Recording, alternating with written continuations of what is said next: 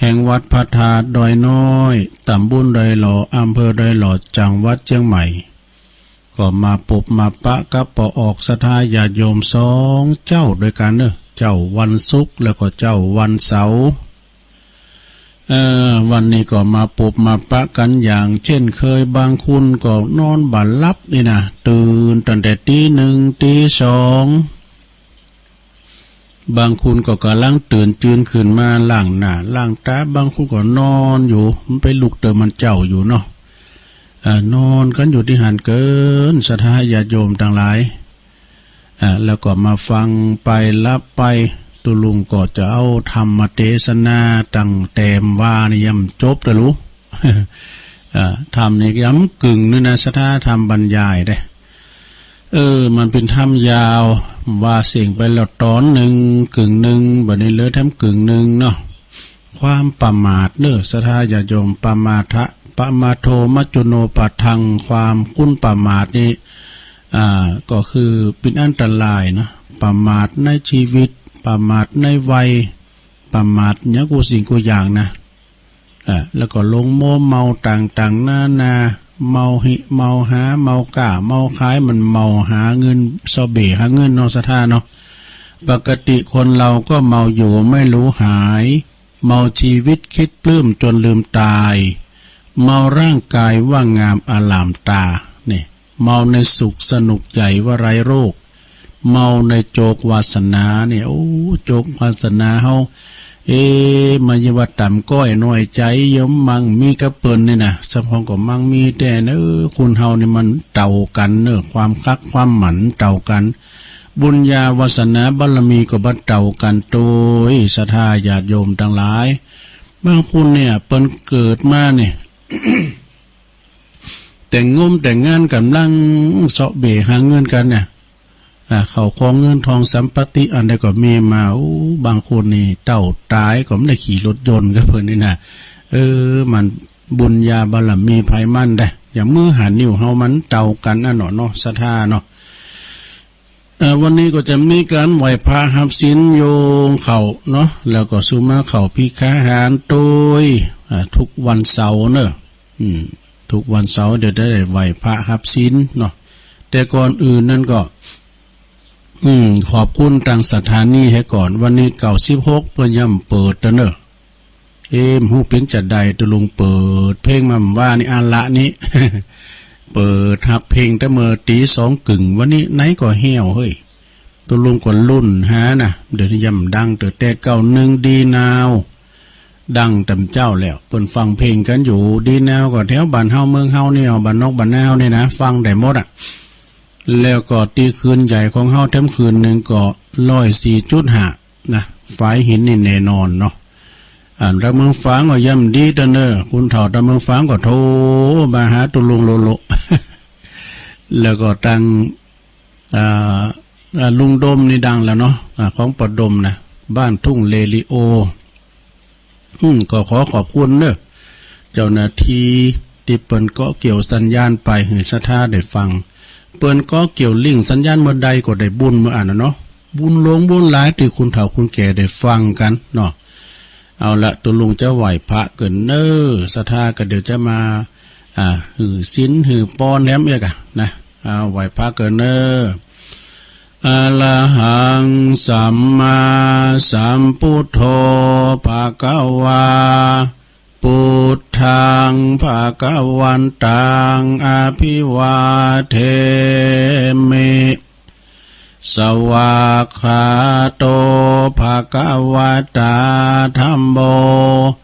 ธัมมังนามัสสามิสุปฏิปันโนภะคะวะโตสาวกสังโฆสังฆังนะมามิ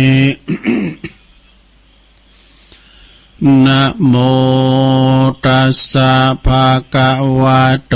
อะระหะโตสัมมาสัมพุทธัสสะนะโมตัสสะภะคะวะโตอะระหะโตสัมมาสัมพุทธัสสะ นะโมตัสสะภะคะวะโตอะระหะโตสัมมาสัมพุทธัสสะอิติปิโสภะคะวะอะระหังสัมมาสัมพุทโธวิจจาจารณะสัมปันโนสุขโตโลกวิทูอนุตตโลปุริสตัมมัสสารติสัทธาเทวมนุสสานังพุทโธภควาติสวากขาโตภะคะวะตาธัมโมสันติติโกอาการิโกเอหิปัสสิโกโอปันนะยิโกปัจจัตตังเวทิตาโปวินโยหิติสุปฏิปันโนภะคะวะโตสาวกสังโฆอุจจุปฏิปันโนภะคะวะโตสาวกสังโฆยายะปฏิปันโนภะคะวะโตสาวกสังโฆสามิจิปฏิปันโนภะคะวะโตสาวกสังโฆญาติตังจัตตาลิปุริสะยุคานิอัตถปุริสะปุคัลลาเอสะภะคะวะโตสาวกสังโฆอาหุนายโยปาหุนายโยตาคินายโยอัญจัลลิกาลนิโยอนุตตลังปุญญาเขตังโลกัสสาติจะยันโตโพธิยามูเลสักกายานังนันทิวัตตโนเอวังตวังวิจัยโยโหหิจยสุจยมังคะเลอัปปาลาจิตตาปันลังเกสีเสปัทาวิปุคัลเลอาภิเสเกสัปปะพุทธานังอากาปะโตปโมทาติสุนักกตังสุมังกัลลังสุปาภาตังสุโหติตังสุขันโนสุมุโหโตจะสุยิทังพลัมมะจาลิสุปัทขีนังกายกัมมังวาจากัมมังปัทขีนังปัทขีนังมโนกัมมังปณิทิเตปัทขินาปัทขินานิกาตวนะละพันตเถปัทขิเนสัพพิติโยวิวัจจันตุสัพพะโลโกวินาศตุมาเตภวัตวันตรายโยสุขีติงกายุโกภวะอภิวาตานาสิริสานิจังวุตตาปัจจายโนจัตตารโอธัมมาวทันติอายุวันโนสุขังปะลังเอาละเนาะศรัทธาญาติโยมทั้งหลายตุลุงก็ได้สุมาได้อันไหวพระแล้วก็สวดมนต์ไปปิ้นตีเล็บร้อยก็ขอกุณพระติตไหลรัตนะผ่านแผ่วพระเกี่ยวเจ้าตั้ง3ประการมีคุณพระพุทธเจ้าพระธรรมเจ้าพระสังฆเจ้าจุงดลบันดาลมาปกป้องคุ้มครองรักษายังเจ้าสมณะศรัทธาและมหามูลศรัทธาตั้งหลายตึงไปในและก็ไปนอกภายในก็มีครูบาอาจารย์พระมหาเถรานุเถระพระสงฆ์องค์สมณเณรเจ้าอยู่กับวัดกับวาขอหืออยู่ดีมีสุขเนาะอายุหมันควันยืนมีสลีติคาอายุหมันยืนยาวอยู่กัมจูปูจาวรพุทธศาสนาไปเหิงเมื่อนานเนาะเมตตาพาลุ่มปอออกไม่ออกศรัทธาญาติโยมไป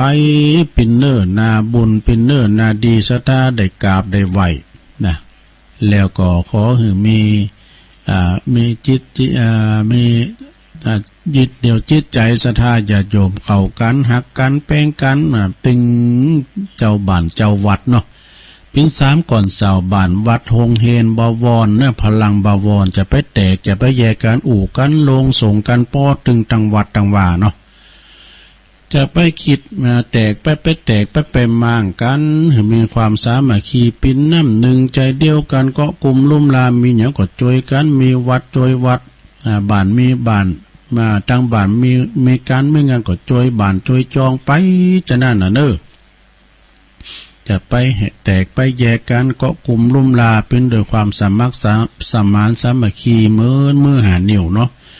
เฮาพี่น้องกันนั้นฮักกันเอาไว้อย่าได้ตัดก้อมสินเปียงกันพี่ว่าแล้วน้องจักไปเถียงตัดก้อมสินเปียงได้อย่างพ่องเจ้า หักกันเป็นกันรักกันเหมือนพี่ดีกันเหมือนน้องปองดองกันเสมือนญาติประเทศชาติศาสนาของเฮาการกุงลุงเลิงแน่นอนเนอะศรัทธาเนาะไปแตกไปแยกกันเนาะก็กลุ่มลุ่มลากันไปต่างวัดก็มีบุคลากรหน่อยไปศรัทธาเนาะแต่ส่วนที่กำลังมีกำลังเสริมเนาะศรัทธาพนมพเนนเทนน้อยเขาก็ห่างไปเนอะเนี่ยเพราะว่าวัดจะมองกองจะบ่มีคนเตียวป่าเหี่ยวจะเหมือนป้อยนะปนว่านะจะเข้าลักษณะเป็นพุทธธรรมนายว่าเนาะป่าเหี่ยวเหมือนป้อยพิจารณาคุณเฮาเดี๋ยวนี้ก็ลุ่มหายตายละกันไปเนาะเอี้ยนี้เนาะเกิดแก่เจ็บตายก็เดี๋ยวจะเอามาว่าให้กรรมก่อนเกิดแก่เจ็บตายนะก่อนอื่นนะก็เอากรรมปดจานมาวายกันเด้อเอาวัจานมาวายนี่กรรมเกินจะสุมาเข่าพีกาหาเนี่ยลงเนอก็เรื่องกันปันศีลเนี่ยกันเนาะปันศีลเนี่ยลืมตุลุงเท่าเดี๋ยวตุลุงปันศีลเนี่ยกันเนอลงบ้างเขาเอาศีลเนอลงโอนเด็กหญิงอ้วนตื่นหรือยัง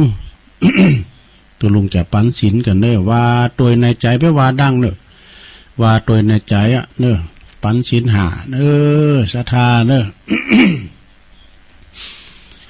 ะโม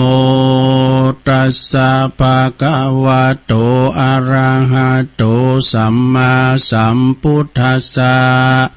นะโมตัสสะภะคะวะโตอะระหะโตสัมมาสัมพุทธัสสะนะโมตัสสะภะคะวะโตอะระหะโตสัมมาสัมพุทธัสสะพุทธังสรณังคัจฉามิธัมมังสรณังคัจฉามิ สังฆังสรณังคัจฉามิตุติยัมปิพุทธังสรณังคัจฉามิตุติยัมปิธัมมังสรณังคัจฉามิ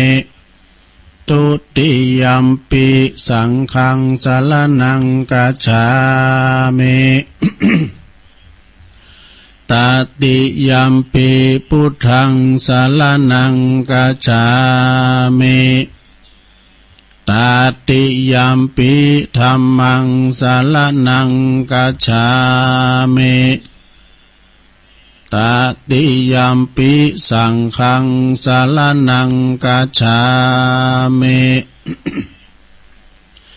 ติสรณะขมนังนิธิตัง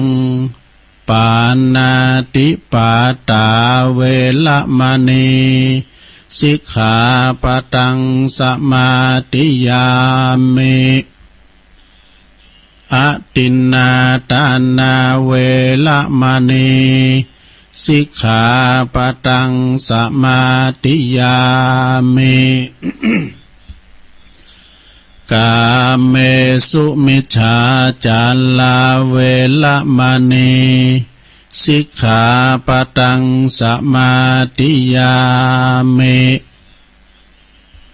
มุสาวาทาเวละมณี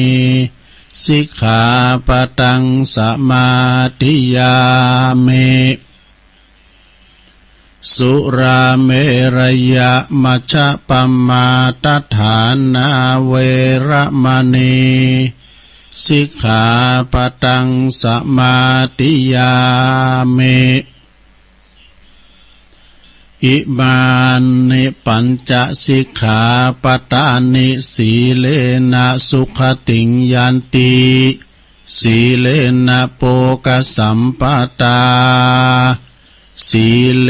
นะนิพุติงยันติตัสสมาสะสีลังวิโสทะเย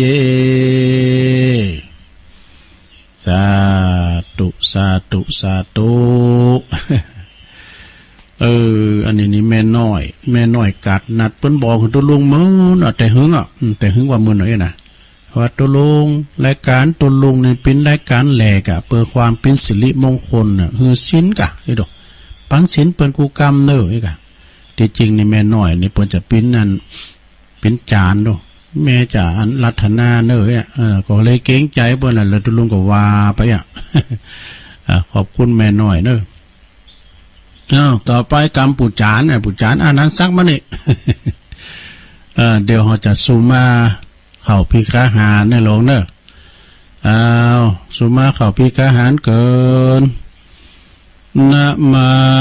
เมตุปาบุภาลาจาตันเนโอตานาพิฆาหาลาตันเนสหปาลิวาลาตันเนวัลลาตาคินาเยกายะตัวเลวาจิตัวเลมโนตัวเลสัญจิจะปามาเตนะวาอสัญจิจะปามาเตนะวากายะกรรมเมนะวาวจีกรรมเมนะวามโนกรรมเมนะวาอาติตาโตสังปัจจุปันนะโตสังสัพพังโตสังขมันตุโนตุติยัมปิตติยัมปินะมาเมตุปาบุภาลาจตาเนโอตันนาปิกาหาลาตันเนสหปาลิวาลาตันเนวัลลาตาคินาเยกายะตัวเลวจิตัวเลมโนตัวเลสัญจิจะปามาเตนะวะอสัญจิจะปามาเตนะวะกายะกรรมเมนะวะวจิกรรมเมนะวะมโนกรรมเมนะวะอติตาโตสังปัจจุปันนะโตสังสัพพังโตสังฆมันตุโนต่อไปโยงข้าพเจ้านึงนี่นะพอลามบุญได้อื่นดอกโยงข้าพเจ้าเนอะสาธุโอกาสาอิมังโอตันนาปินดาตานังติลัตตานานังสักกัจจังเตมาปุเจมาตุติยัมปิอิมังโอตันนาปินดาตานังติลัตตานานังสักกัจจังเตมาปุเจมาตาติยามปิอิมังโอตันนาปินดาตานังเตลัตตานานังสากัจจังเตมาปุเจมาติคาลาตังหิตายาสุขายายาวันนิปานายาสังวัตันตุโนต่อไปก็โยงเข้าบาทนึงนี่นะโยงเข้าที่เขาจะไปใส่บาทนะครับสาธุโอกาสะโอตานาปินดิปาตังตานังนิปานาปัจจโยโหตุโนนิจังโอตานาปินดิปาตังตานังนิปานาปัจจโยโหตุโนนิจังโอตันนาปินดิปาตังตานังนิปานาปัจจโยโหตุโนนิจังเอาแล้วเดี๋ยวปุรามมันจะอืดได้ไปตั้งแถวนึง ไปตั้งแถวนึงนะกุฏิบุนึงนะยาวมาดาวิยาวมาดาวิเอาเทวดาเนี่ยพอใจอยู่แถวหน้า เทวบุตรอยู่แถวหน้าเทวดาอยู่แถวหลังไม่ยิงอยู่ทั้งหลังพี่นี่นะเกมกะละมังทางปีนเขาลุ้นบาสปุรามมันถึงปากเว้ยนะมันถึงปากว่าเนี่ย ตอนนั้นก็บาทเล็กบาทสตางค์เดิมเดี๋ยวหมอเตือเนาะเศรษฐกิจยิ้มหมอเตือเอาเข่านะเนาะเอาเข่านะเนาะ อันนี้ก็เป็นการที่ว่าโยงเข่าบาทใส่เข่าบาทกันปิ้นตีนำแล้วศรัทธาญาติโยมต่างหลายเนาะพอถ้ากึ่งชั่วโมงอัลลัมพาบทเนาะเกี่ยวกับศาสนาพิธีต่างๆเพิ่นมีกรรมโอ้ศรัทธาญาติโยมอันนี้กรรมปอจานเนาะก็โยงเข่าพิฆาหารโยงเข่าบาทอย่างเอกเนาะสุมาเข่าพิฆาหารเฮาแต่กินจัดต้านแต่ละเตือนเนี่ยของป้านหนีตึงมนของป้านหนีตึงมนนะก่อนนี่กำลังกินข้าวมูลตุ่มหลุมผ่านหน่อยขโยมไปมามองตุลุงในนี้ไปมองไว้ใส่บาตรกวาดเอาดังปืนบุนะกวาดเอาดังปืนมาใส่บาตรมายังตอนนี่เนาะกำลังกินข้าวคัดจังว่า ไปใบสามเนอะไปใบสามไปใส่บาตรได้นะโอ้ก็ดีก็เป็นอาบุญมาฝากเพิ่มตัวโหแบบบางคนเนี่ยใส่ซากศรัทธาญาติโยมทั้งหลายใส่บาตรได้พอเนอะเพื่อความเป็นสิริมงคลคุ้มครองเนาะมีอันพุทธานุภาพมาคุ้มครองป่นจากภัยพิบัติต่างๆเนาะพัฒนาเอาบางคนนี่ก็หยาดน้ำตัวโอ้ยเกิดยามือหอที่แม่เพิ่นมักแกงอันนั้นแค่นี้เอามาใส่บาตรแล้วก็หยาดน้ำตุลุงก่อนไปบินน้ำบาตรในการเปิ้นเกมน้ำหยาดนี่ต้องยะถาเนาะยะถาวาลีวะหาเปิ้นก็หยาดน้ำในเปิ้นก็ปากเปิ้นมุมมิมในปากเปิ้นพอปากเปิ้นนะเพิ่นจะเกิดจะได้หมวกแล้วผู้นี่จิโบเขาดูหวยนี่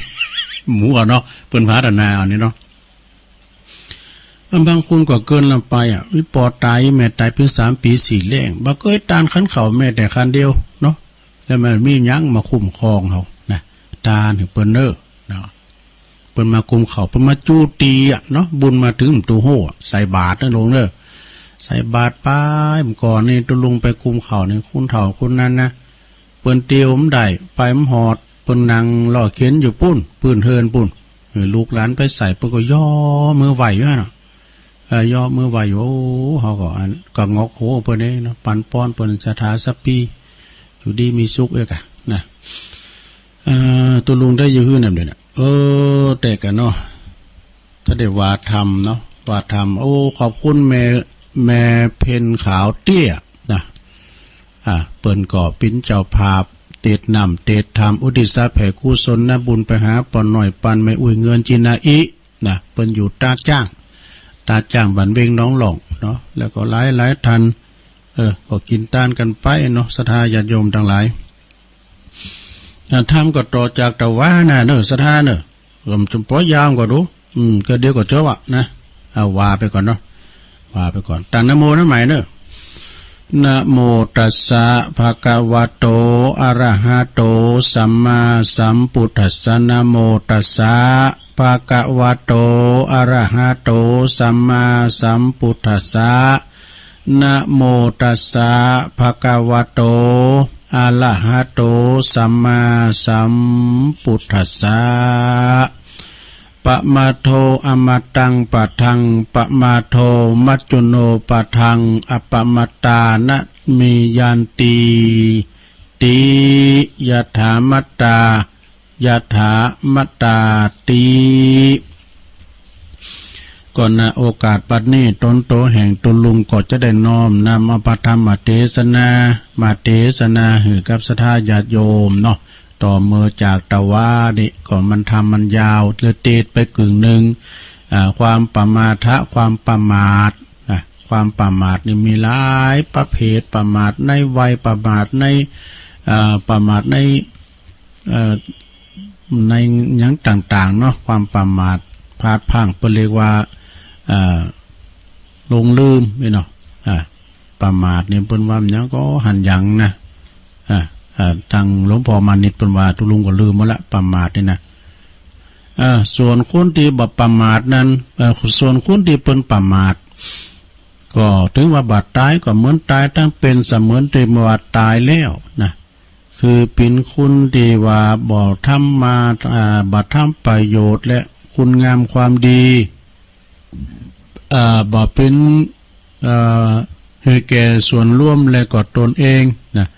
ได้เกิดมาเปล่าประโยชน์นักปราชญ์เปิ้นผู้โหเปิ้นเกิดว่าเปิ้นบอกว่าเกิดมาศูนย์โย ศูนย์โยนะหรือว่าศูนย์เปล่านั่นเองธรรมดาคุณเฮาตีตายไปแล้วก็ปราศจากวิญญาณเนอะคือวิญญาณหลีกเลงไปแล้วนะแล้วก็เลิกอาคาบเก่าคาบเนาแต่ว่าการเปิ้นรักษาไว้ดีก็เอาไว้เป็นเจ้าจัดเมินอย่างครูบาเขาปีเฮาเนี่ยเปิ้นก็เอาไว้จัดเมินนะเปิ้นรักษาสรีระลางดีแล้วก็ความรู้สึกนึกคิดเนี่ยก็คุณเฮาที่ตายไปแล้วก็บ่มีประโยชน์อันใดเลยบ่ฮู้ยังสู่ต้นไม้นะ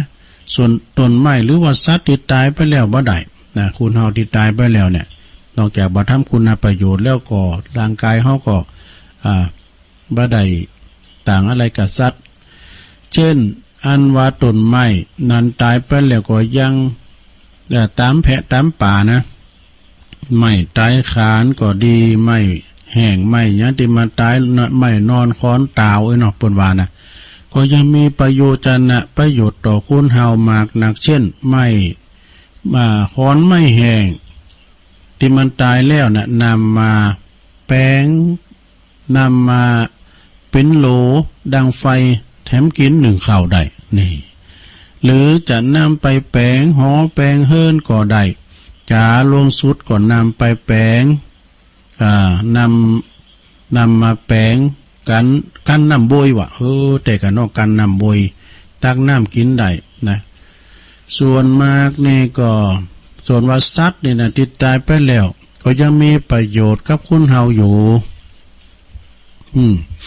เช่นว่าโง่ควายนะโง่ควายจ้างมาก็ดีการตายไปแล้วก็มีประโยชน์ได้หลายอย่าง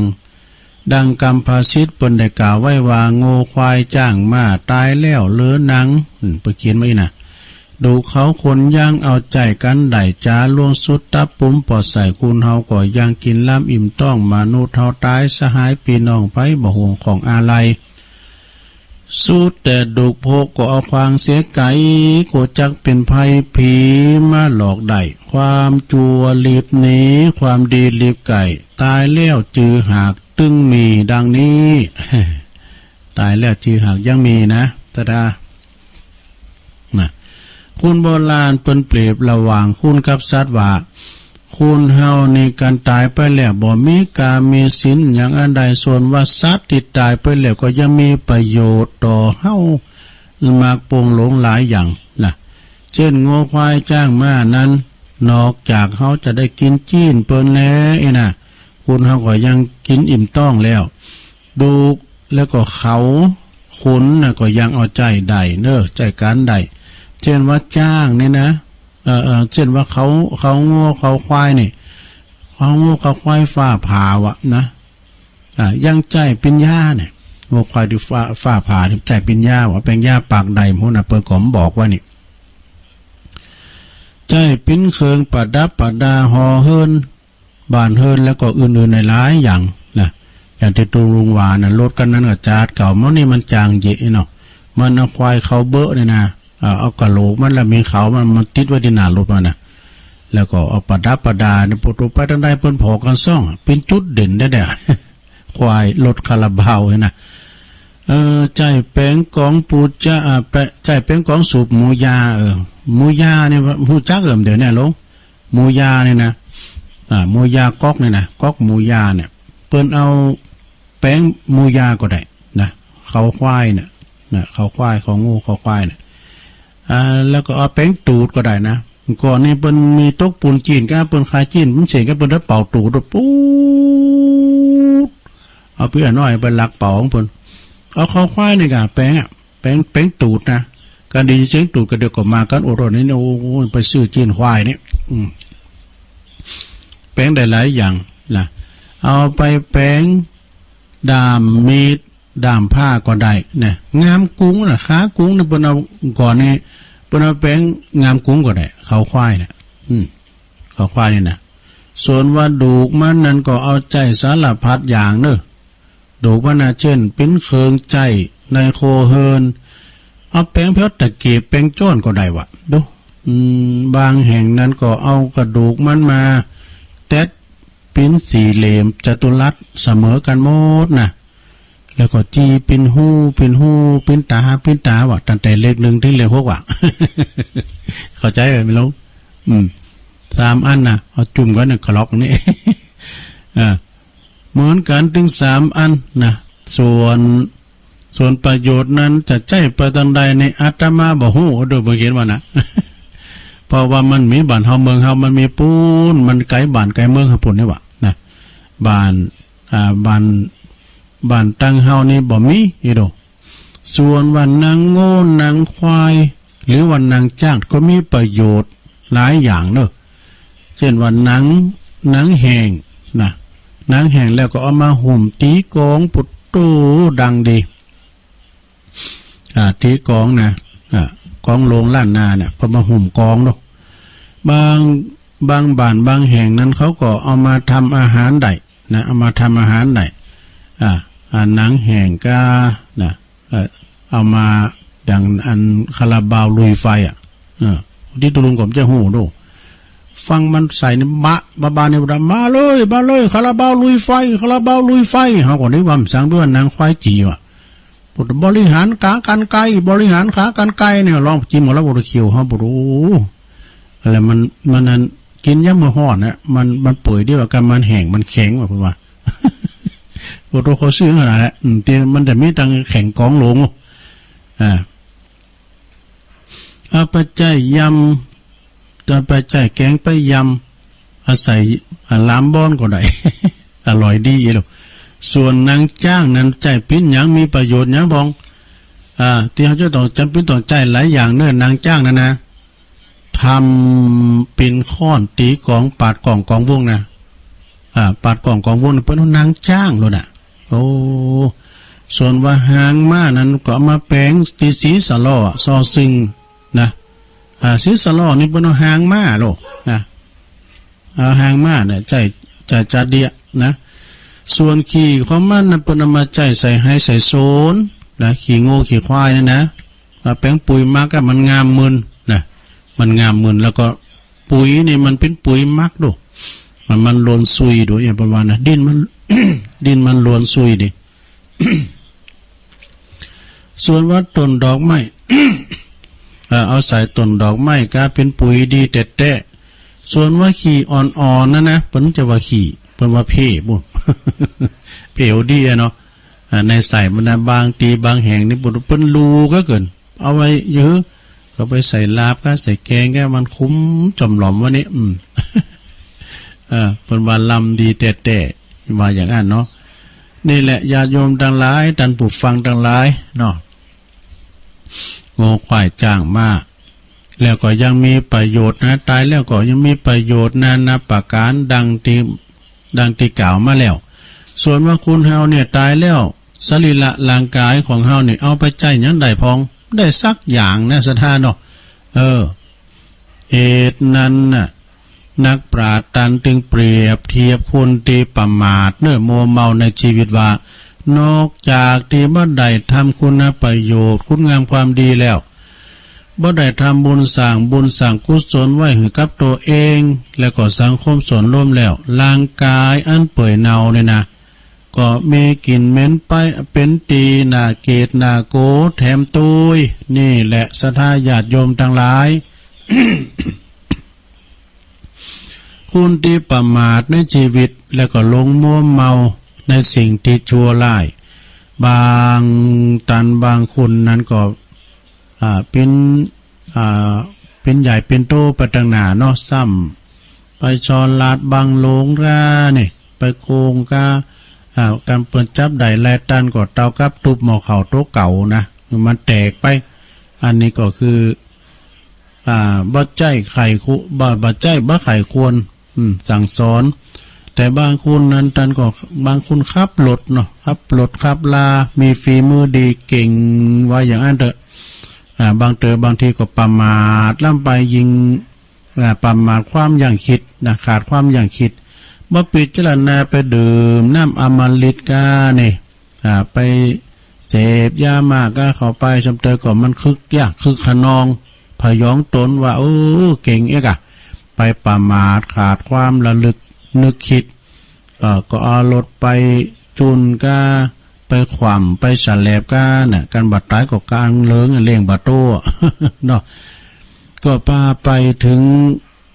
ซึ่งความหายนะเนอะนะคือความชิบหายอย่า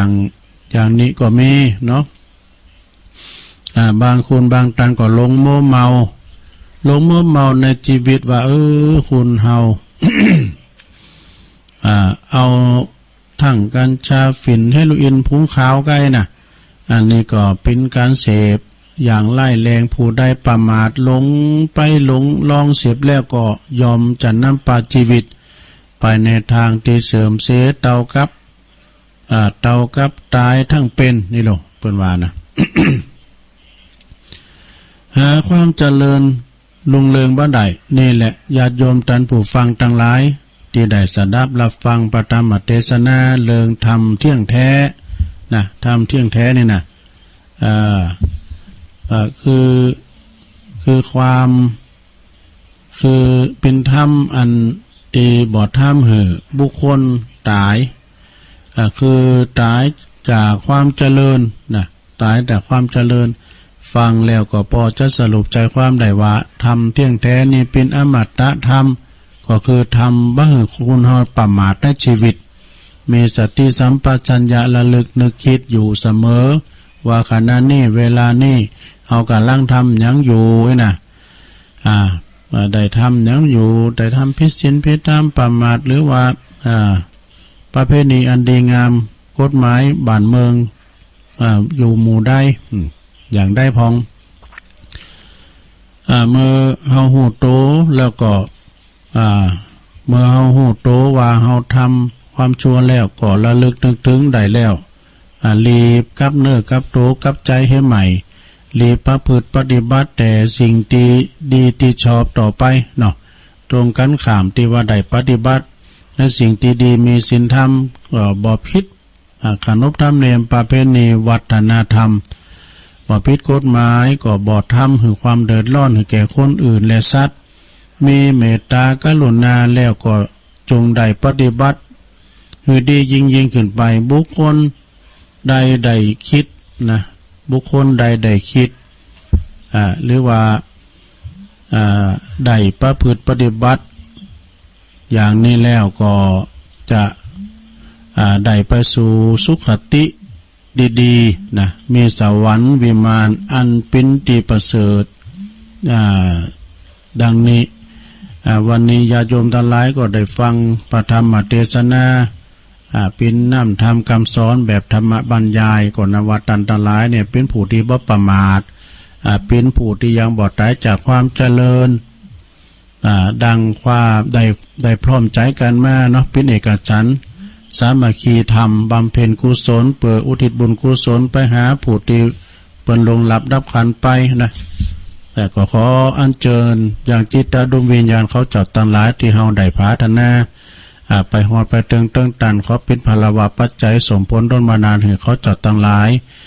ได้พ้นเสียจากยังได้ไปประสบแต่ความสุขความเจริญไปสู่สัมปรายภพนั่นจุงจะมีเด้อดังตีตุลุงได้เทศนาธรรมมาก็พอสมควรแก่กาลเวลา ก็ขอสมมุติหยุดที่ลงปุงไว้เพียงเต่าอีเนอเอวังก็มีด้วยประการฉะนี้สาธุสาธุสาธุ เอาจบไปหลักศรัทธาก่อมประมวลจัตใดแล้วเนาะว่าไปตามน้ำตามถ้ำไปเนาะอันใดที่มันขาดตกบกพร่องไปก็สุมาอภัยเนอโอ้ในห้องนี่มันห้อนเจ้าก็ลืมเปิดพัดลมถ้าเปิดแอร์มันก็ดังแล้วก็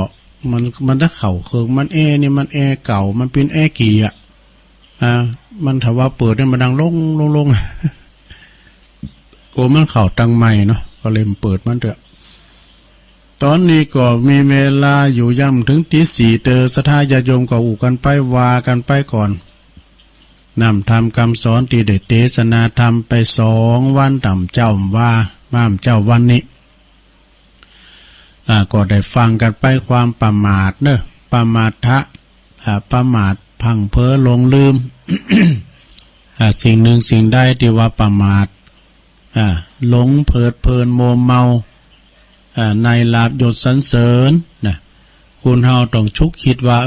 เฮามีกินไม่ตานถึงมื้อถึงวันนี่ก็โดยเหตุว่าจัดแล้วปังหลังบุญเก่าเฮาส่งเสริมจัดแล้วเฮาถ้าได้ทำบุญไว้หนักนี่นะเฮาก็เกิดมาจานนี้ก็ว่าเป็นดีเหลือเปิ้นเนาะเป็นเจ้าคุณนายคุณเป็นปอเล่งเป็นแม่เล่งมีขาดใจบริวารก็เพราะว่าเฮามีเงินมีทองจ่างเปิ้นนี่นะอันนี้เป็นบุญเก่าเฮามาส่งเสริมมาบุญเก่านี่นะศรัทธาจะไปลืมเนี่ยเฮาก็สร้างบุญใหม่แถมสร้างบุญใหม่แถมเพราะว่าจะไปลืมเนี่ยบุญเก่าบุญใหม่นะบางคุณเนี่ยบุญเก่าเปิ้นส่งเสริมเนาะเปิ้นก็ได้ปิ้นอันนั้นปิ้นนั้นปิ้นนี่ปิ้นรับราชการนะ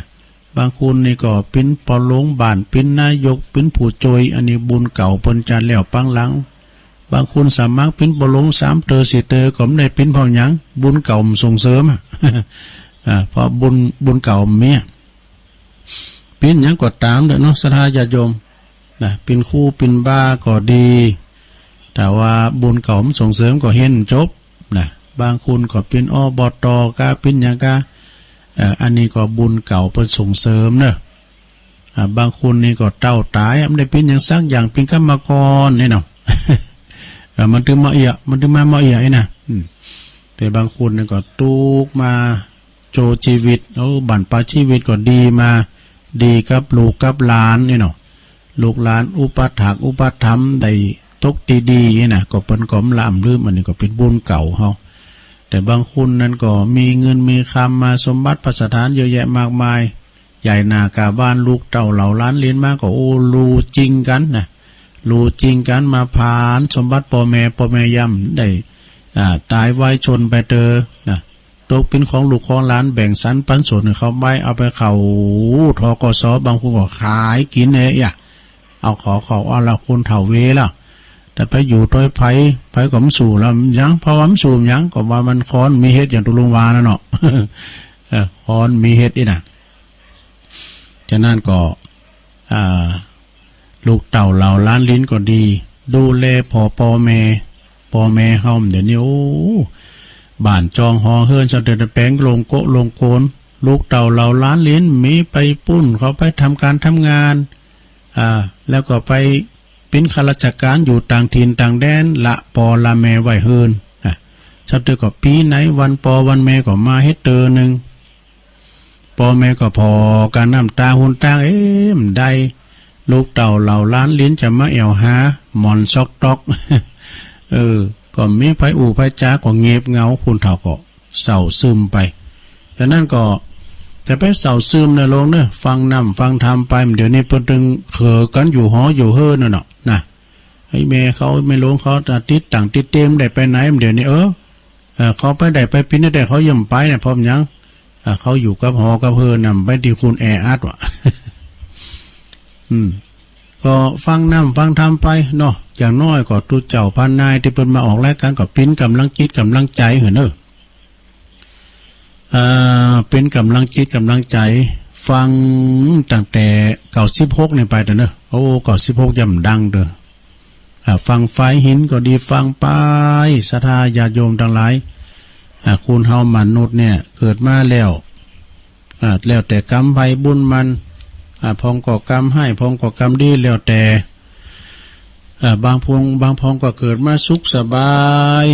เจ็บมีโรคภัยไข้เจ็บคุณเฮานี่เกิดมานี่ ถ้าหากว่ามีโรคภัยไข้เจ็บน่ะเป็นบุญแต่นะเป็นบุญแต่บางคนก็อดแอดเนาะบางคนนะเกิดมาก็มีโรคภัยไข้เจ็บละอ่อนในสังเตมันเกิดมาสมบูรณ์กว่ามีนะเป็นปุ่มใสไตเหลืองอ่ะแม่3 วันดี4 วันไข่แต่ก่อนนี่มันต้องมีเดี๋ยวนี้ยาปันดีเนาะไปกินนมกินเนยละอ่อนเดี๋ยวนี้ก็เลยใหญ่โวยก่อนนี้อันมีนะมันบ่สบายเกิดมาแล้วก็เกิดมาแล้วก็บ่สบายเป็นอีสุกอีใสพองกาเนี่ยตอนนั้นละอ่อน11 12 ปีนี่12 13 ขวบนี่ตายก็มีนะซะนะมันจะแน่นอนลูกตัวลุงก็เคยไปงานศพนะงานศพละอ่อนเนี่ย แต่ก่อนน่ะสดาคุณเฒ่าเก่าเพิ่นว่าเปิ้นแท่งลูกก็เกิดมาแล้วป้อยตายได้หมอกฟ้าแมบยำเดียวกันน่ะเปิ้นมีพิธีกรรมหยังแต่ว่าดอกคุณเฒ่านั้นเพิ่นก็เอาใส่ปกใส่ยังพาไปเนาะอยู่ดีมีสุขเนาะไปโ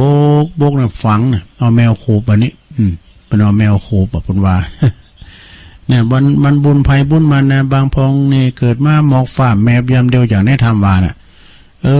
บางพองก็เกิดมาหมอกฟ้าแมบยำเดียวก็มีและบางพองนี่ย้ำได้เกิดมาพอโลกอันสดใสสักกำก็ลุ่มหายได้จากตั้งแต่ในตองก็มีนะเนาะ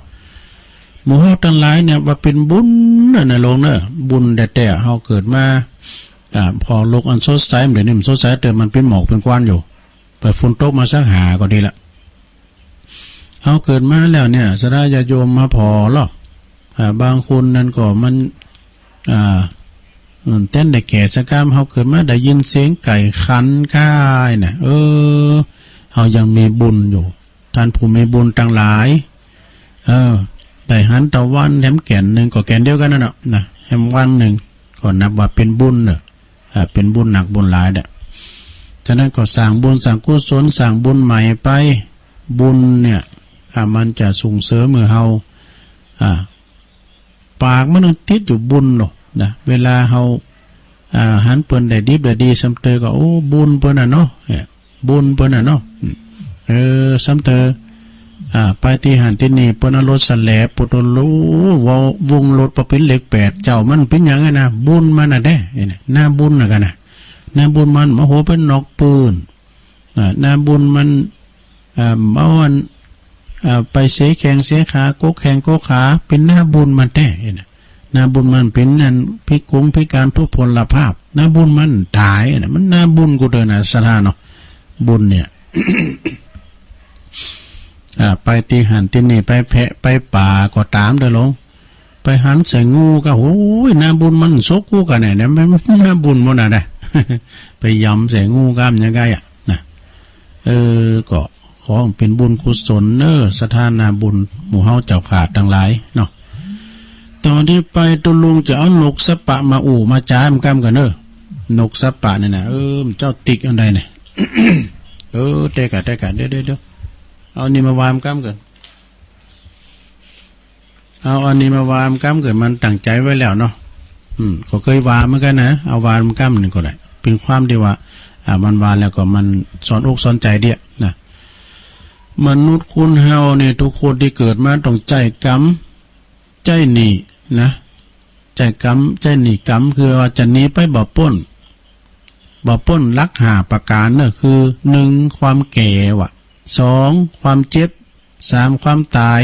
4ความปัดพากสิ่งที่หัก5กรรมดีกรรมชั่วว่ะนี่มันเป็นจะได้ลองฟังบ่เนอะสถานเนอะข้อ1เนี่ยความแก่กรรมในทุกคนก็จะต้องประสบพบเจอแล้วก็บ่สามารถที่จะซื้อยุดเอาไว้ได้นะความแก่มันแก่มาถึงวันนะสดาญาโยมทั้งหลายเมื่อแก่จะได้ก็หู้ในร่างกายก็เฮาเนี่ยมันหู้มีหู้มอมาหรอกนะปีแล้วนี่กูย่ำอีตอนนี้ปีนี้ว่ากูการนโมเดตะลุกแล้วนี่นะก็ความแก่มันมาเยินแล้วกะเนาะ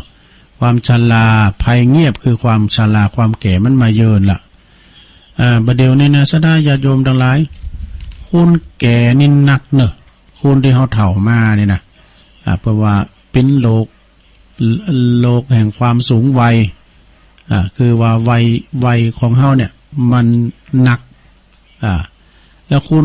ที่วัยดีทำการทำงานเนี่ยจะไม่หน่อยไปนะแต่หน่อยไปเนื้อสถาอนาคตได้20 ปี30 ปีไปต่างหน้านี้แต่ลำบากของเนอะนะคุณแต่ทำงานทำการนี่มันไม่เคยมีกับคุณเฒ่าคุณแก่ทั้งหมดเนี่ยนะโลกแห่งความสูงวัยก็ได้นี้ตัวลุงก็สวมาแล้วรู้มันก็เฒ่าก็แก่มาถึงวันเมื่อมันเฒ่ามันแก่มานะเย็นยังลูกหันนะบางทีก็เป็นภาระของลูกหลานลูกจังหลานไหนผมก็จะไปเจมจะไปแซมจะไปสามนะลุงเนอะพูดแก่เขานะคุณเฒ่าปากหวานลูกหลานหักคุณเฒ่าปากนักลูกหลานจ้างได้เนาะโมนเจ้าหวานไว้ความแก่เนี่ยมันก็มายืนเฮากูวัน นะทำเขาโกกะนาโมความแก่เนี่ยไผก็จะหลีกเลี่ยงไม่ได้แม้จะว่าจะบ่สามารถจะซื้อยุดไว้ได้นะเมื่อว่าเกิดมาแล้วต้องแก่แล้วก็สองความเจ็บนี่หนึ่งความแก่สองความเจ็บทุกคนนี่ก็จะต้องได้รับบ่เจ็บหน่อยก็เจ็บหนักนะเจ็บเลยนะเมื่อกรรมมันมาถึงก็จะต้องก็บ่สามารถที่จะซื้อเอาความเจ็บนั้นออกจากร่างกายเฮาได้นะโอ้ยอีปออย่ามาเจ็บหัวเข่าแข้งขาลำเลยนะก่อนนั่นนี่ลุงเจ้าฟังแล้วมันพี่ตาอีปอเนี่ยเป็นศึกศักดิ์ดอกศึกศักดิ์ก็คือเป็นเนซ่าเนี่ยมันอ่อนแข็งอ่อนขาแต่ก็ฟ้าลุกกันนะตุลุงก็เอาอันน่ะไม่ตุงคำก็ไม่ตุงคำเป็นนั้นคนเฒ่ามาบอกเอาไม้ตุงคำมาตำใบมันนะเอามาตำแล้วก็เอาเหล่าเถินนะเอาใส่ค้ำโคกก่อนเอาใส่ค้ำโคกก่อนแล้วก็ขย้ำแล้วก็เอามาโนดแข้งโนดขานี่โนดแข้งโนดขาเนี่ยปุ๊บโธ่จุดประเขียวมาแหละแล้วก็เอาไปมาก็มาหายกับยาเมืองนะยาเมืองยาปนนั้นอาย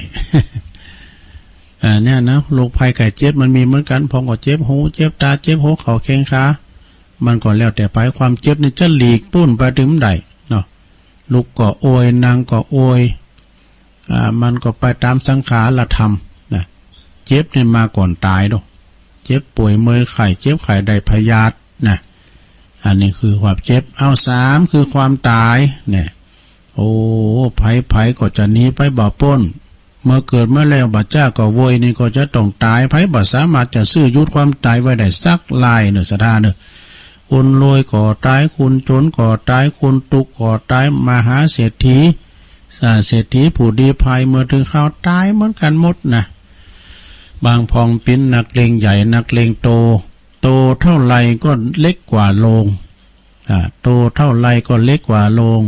อันชีวิตคนเราก็เท่านี้พอเป็นผีก็โลงอย่าสงสัยถึงใหญ่โตครับฟ้าสักเพียงใดก็ไม่ใหญ่ไปกว่าโลงเมื่อลงนอนนี่มันจับพอดีกว่างศอกยาวานนะคือปองก่อตายให้ปองก่อตายดีตามกรรมปามาแต่งใหม่เลี้ยวแต่ไผแต่มันไปสถาก็คือตายนะจบชีวิตไป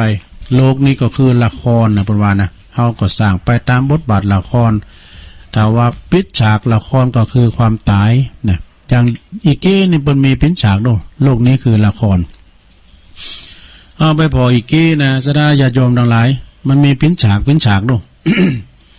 มันมีปิดฉากมันก็เหมือนกับเฮาชีวิตเฮาเหมือนละคร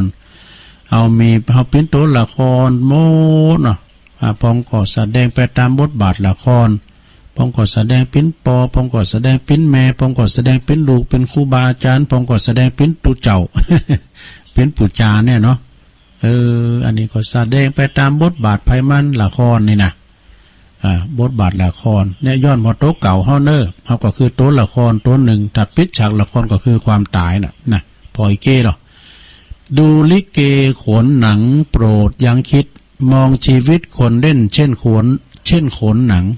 บางครั้งสุขทุกรุมสุมประดังไม่กี่ครั้งก็ลานลับกลับเข้าโรงเนี่ยอันนี้ก็คือโต๊ะละครต่อไปข้อที่สี่เนี่ยความพลัดพรากจากสิ่งที่รักนี่นะเราก็มีความพลัดพรากจากสิ่งที่หักเหมือนกันหมดเมื่อความตายมันมาถึงจะหักแสนหักสักเพียงใดก็ตามนะไม่ว่าจะเป็นสามีภรรยาลูกเต่าทรัพย์สินสมบัติใดๆที่มีอยู่เฮาก็พากมันก็จะพากเขาไปพากสิ่งนั้นไปหรือว่าถ้ายังบัดตายสิ่งนั้นมันก็ปัดพากจากเข้าไปก่อนดังที่ท่านไม่ต้องยึดถือมันสิ่งนั้นๆเนอะการห้ามตายมันก็ปัดพากเข้าไปก่อนก็มีนะการมันพากเขาก็พากมันเนี่ยนะอย่างว่าเขาของสมบัติพัสถานให้นาปาตั้งบ้านจ้องหอเฮิรนเขาก็เอาไปตัวมันได้เมื่อเขาปัดพากเขาก็จากมันไปนะจากหอจากเฮิรนที่เคยอยู่จากอู่ที่เคยนอนเนี่ยนะจากหมอนที่เคยนุนจากบุญที่เคยได้กระทำจากกรรมที่เคยก่อ จากน้ำบ่อที่เคยตักไอ้น่ะอย่างตุลุงวากูเดินต้องปัดภาคจากที่อยู่ที่อาศัยไปมกับรับตื่นฟื้นมีนิ่มป่นคุณเฮานะเมื่อถึงเขาตายอย่างวานะคุณตุกก่อตายคนรวยก่อตายคนกวาดถนนเจ้าฟ้ามหากษัตริย์เศรษฐีผู้ดีภัยเมื่อถึงคราวตายเหมือนกันหมดภัยจะไปอยู่กำฝากเมื่อถึงข้าวน่ะ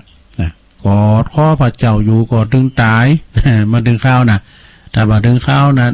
อย่าจะได้มันก็ถึงตายขาดตัวเก่ามาก็ย่ำตายเตือดอกจะถึงข้าวน่ะน้อยเดียวน่ะมันตาย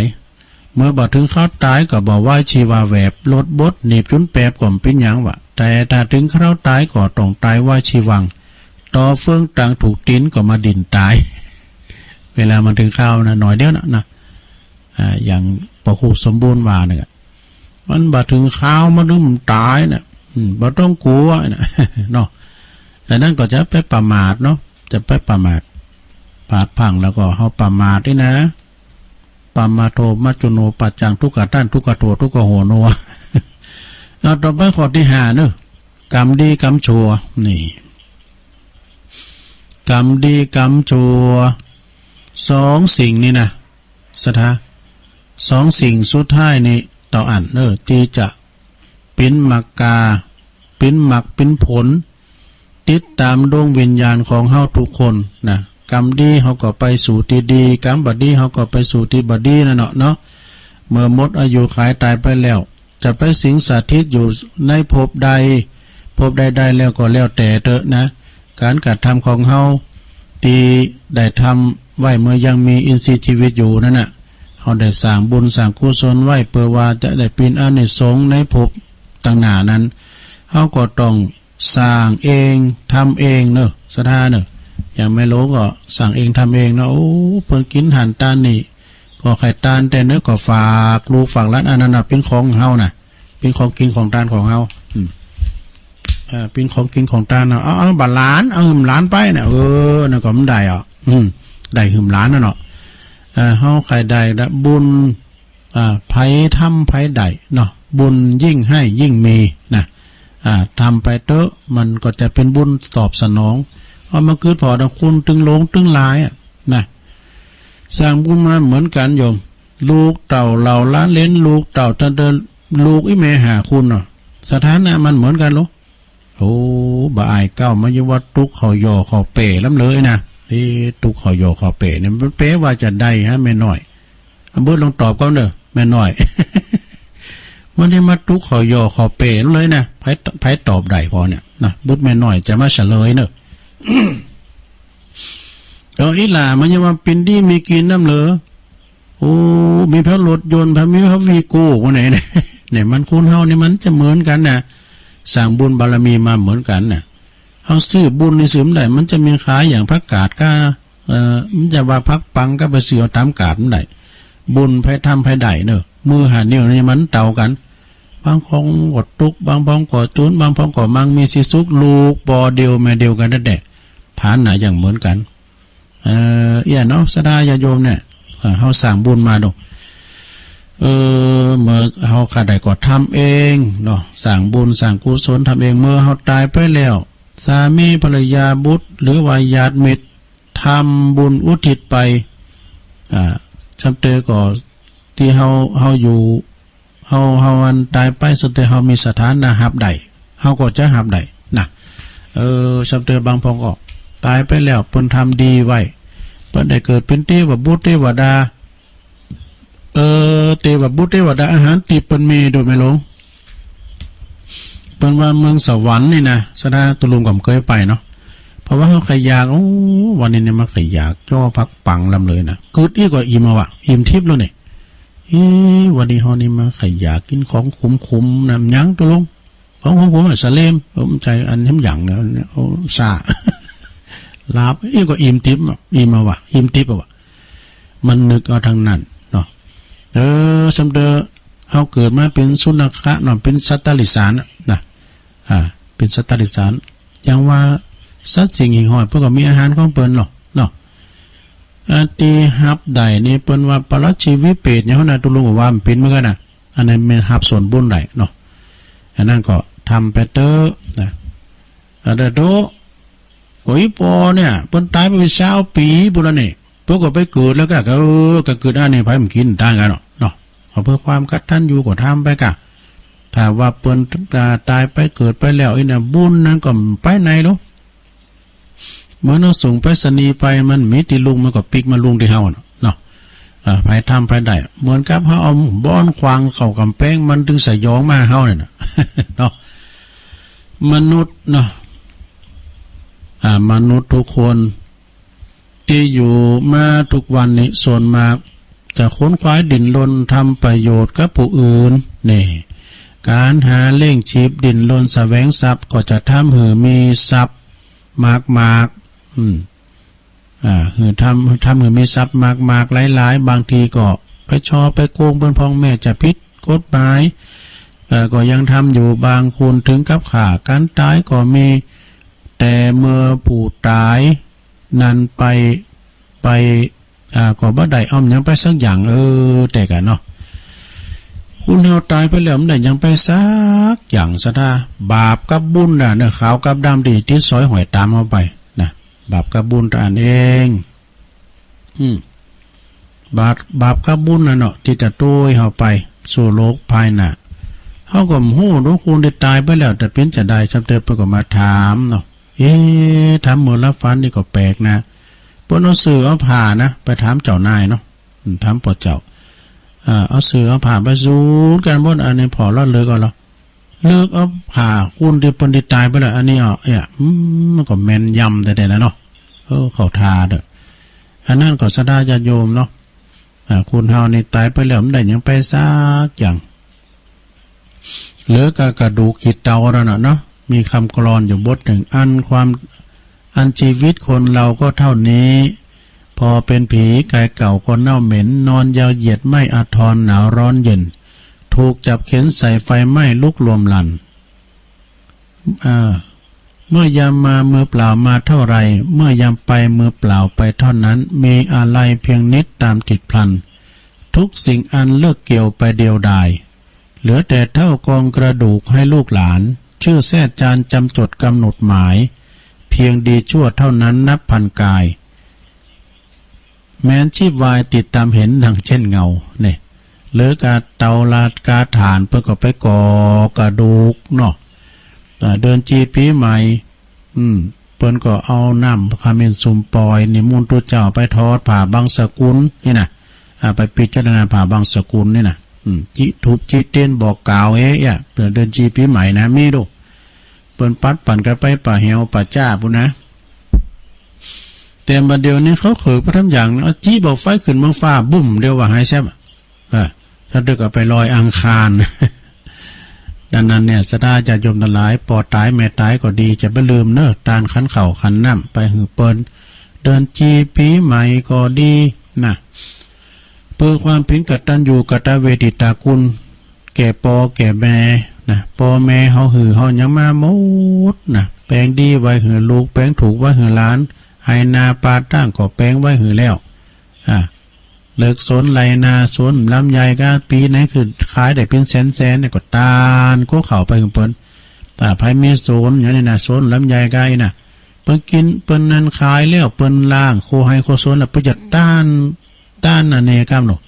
เพิ่นเรียกว่าหยังเล่งเจ้าตีเล่งเจ้าตีฮอเฮิรนเล่งเจ้าตีบ้านเจ้าตีโซนนี่น่ะเพิ่นว่าเนาะอันนี้อันตานหือกับเทียมบุตรเทวดาแล้วก็อุทิศบุญกุศลไปหาเจ้าตีให้เจ้าตีโซนจังได้ยินนะเนาะตานไปหาเจ้าตีให้เจ้าตีโซนเปิ้นเลงเจ้าตีกันน่ะซะดาเนาะก่อนตัวเปี้ยน้อยตัวลุงเปี้ยน้อยน่ะไปตัวอ้ายหมู่ตั้งลุงน้อยลุงนั้นเขาเปิ้นไปยืนโยงนะกะก็ล่างโยงกำเดียวอ้ายมาย่ำสูงอยู่นี่ปดมาแล้วอ่ะโอ้ก็เปิ้นเต้นอีเหมยเนาะจ้าไอ้หลอดเดี๋ยวหมาไปโหดเลยพิ้นว่าเจ้าตีโหดดำไก่ก้าเนี่ยไก่กูเหล่าไห้เนาะไปเรียกเจ้าตีจะนั่นก็อู่จาปาใสกันไปเน้อนาสาละเน้อสะท่าญาติโยมอู่ไปละอันนี้เอาเฮ็ดอีกกันบ่เนาะดังนั้นก็ควรพิจารณาประโยชน์เพื่อตนเองแล้วก็ เป็นตนว่าค้นขวายการทำบุญสร้างกุศลบริจาคมันทำวัดสวดมนต์นะโยมเด้อถ้าว่าไผหมันทำวัดสวดมนต์นะไอ้ไล่ไอ้ขาดโรคภัยไข้เจ็บตึงหมาไก่เนาะสวดมนต์หยังพองตะลุงก็เอายำเจ้าก็ได้เนาะอิติปิโสสาคัตโตโลกัสสติเนี่ยนะเอามาก็ได้บำเพ็ญเจริญสมาธิกรรมฐานก่อนที่จะรับจะนอนหรือตอนตื่นเจ้ามาวันละ1 ครั้งนะก็บ่ต้องเสี่ยงทรัพย์สินหยังสักอย่างนะสวดมนต์สวดยกก็ห้องหน้าพระเจ้าห้องเราเฮิรนเขาก็ต้องมีพระแล้วเนาะมีพระเจ้าก็เขาก็สวดฮะนะตัวลุงจะประกาศข่าวสารงานบุญกันเนอะโอ้วันนี้มันจะมีโต๊ะจุยเนอะมีที่เปิ้นมาให้มาหอมเด้อสถาจะหายจะห้อมก็ได้ตลอดเวลาเนี่ยเครื่องสูงนะสถาเนาะเครื่องสูงเนี่ยเมษาเนี่ยจะได้ใหม่แล้วโอ้ยโมนจะได้ฟังกันจุใจเนี่ยก็มันรู้กับดักเซฟเนี่ยมันดังตัวนั้นเดี๋ยวเนี่ยตัวลุงสแตนบายวันนี้นะเปิดวอวันนี้นะเปิดวอวันนี้ท่านดังเนี่ยได้ยิน96ย่ำดังตัวนั้นเดี๋ยวเนี่ย96ก็มันได้ยินฝ่ายหินเนาะได้ยินนั่นเบิดนั้นตัวลุงมานิดโทรมาบอกเนี่ยฝ่ายหินเนี่ยกับตัวลุงเนี่ยได้ยินอยู่นะ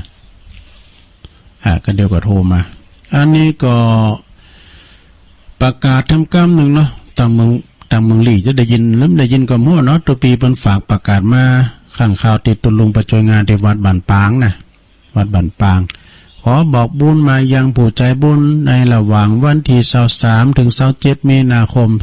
63เป็นจะมีงานทำบุญประชุมเพลิงศพหลวงปู่ศักดิ์นี่นะปัญญาปะทีโปนาวัดห้วยบงในพาลูกวัดเนอะตำบลศรีวิชัยอำเภอลีหมายเหตุประชุมเพลิงวันที่27มีนาคมเวลา 16.00 นเนอะอันนี้ก็ตัวปีเปิ้นฝากประกาศมาเนาะแล้วอันนี้ก็ยังมีอยู่เนอะวัดจ้างกรรมนี่เปิ้นจะมีโบสถ์อยู่เนอะโอ้ก่อมพุกแล้วก็นี่22มีนานะเปิ้นก็24นี่จะแห่นาคเนอะแห่นาคนี่เปิ้นจะแห่ลูกบั่นกล่องมานะเปิ้นแห่ธรรมดาเนี่ยเปิ้นจะแห่ตีโรงเรียนจ้างกรรมเนาะกำแป้งน่ะจะแห่จากหันมาที่วัดบั่นกล่องว่ามาที่วัดอันจ้างกรรมเนอะพระจะปิ้นเจ้าพาโบสถ์ก็เนน30 ตุนตุเจ้า20 ตุนแล้วก็โบสถ์นี่ก็ตุนละ1,500 บาทโบสถ์พระหรือว่าโบสถ์ตุเจ้านี่ก็ 2,500 บาทน้ำปันนะก็ขาบ1วันนึงก็1,500 บาทเพน 2,500 บาทแล้วข้าวตุ่มเมื่อเจ้าก็ 1,000 บาทติดต่อได้เนอที่อาจารย์ท่านพระมหาประสิทธิ์ธรรมาภินันโทปริญธรรม8ประโยคประธานอบต.ตำบลมะกอกเจ้าวัดจ้างกรรมเบอร์โทรศัพท์ของเพิ่นก็086-187-5325 086-187-5325ได้ตลอดเวลาเนอะแล้วก็ไม่มีเนอะศรัทธาญาติโยม21 22 23ก็วันนี้เริ่มแล้วนะตีวัดสันปูเลยวัดปทุมสารารามตำบลสลิเตี้ยอำเภอบ้านโฮ่งเปิ้นก็จะมีงานส่งน้ำพระธาตุนะพอเสียวลือปนนั้นลือเขาเนอะ พระอธิการศิขรจิตตสังวโรตุปี1ฝากประกาศมาก็ไปกินประทานกันเนอะที่วัดปทุมสารารามเนาะแล้วก็มี1-10ก็จะมีโบสถ์เน้นภาคฤดูร้อนนะที่วัดโบสถ์น้ำดิบเนอะวัดโบสถ์น้ำดิบมันก็จะมีตั้งแต่วันที่1-10 เมษายนเนี่ยนะวัดโบสถ์น้ำดิบเพิ่นก็จะเอาละอ่อนตั้งแต่10 ถึง 13 ปีจำนวน15คนครบแล้วก้าเนาะอันนี้เปิ้นโบสถ์เป็นการส่วนตัวเพิ่นเนอะที่วัดโบสถ์น้ำดิบท่านพระครูปัลลัดท่านนงชยาพลโนพระอาจารย์พระศิลป์ฐานวุฒโธนะแล้วก็ดุงหลวงนี่เป็นงดไปเนอะพระเจ้าตุ้นหลวงนี่ก็งดไปดอยหล่อก็งดไปนะอำเภอดอยหล่อก็งดไปก็คือเฮาละอ่อนมันมาศูนย์กันหลายนะก็งดไปปีนึงก่อนเนาะปีหน้าก็ว่ากันแล้วก็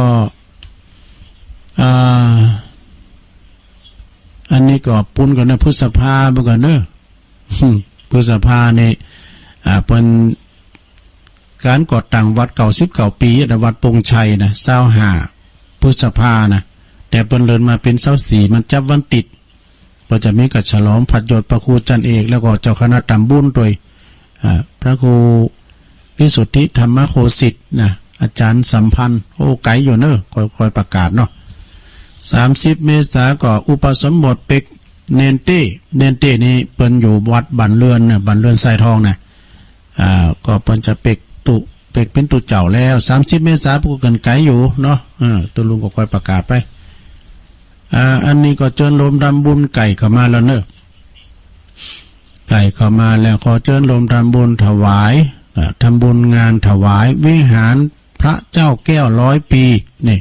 พร้อมกับเสนาสนะต่างๆณที่วัดหนองผาขาวตำบลน้ำดิบอำเภอป่าสร้างจังหวัดลำพูน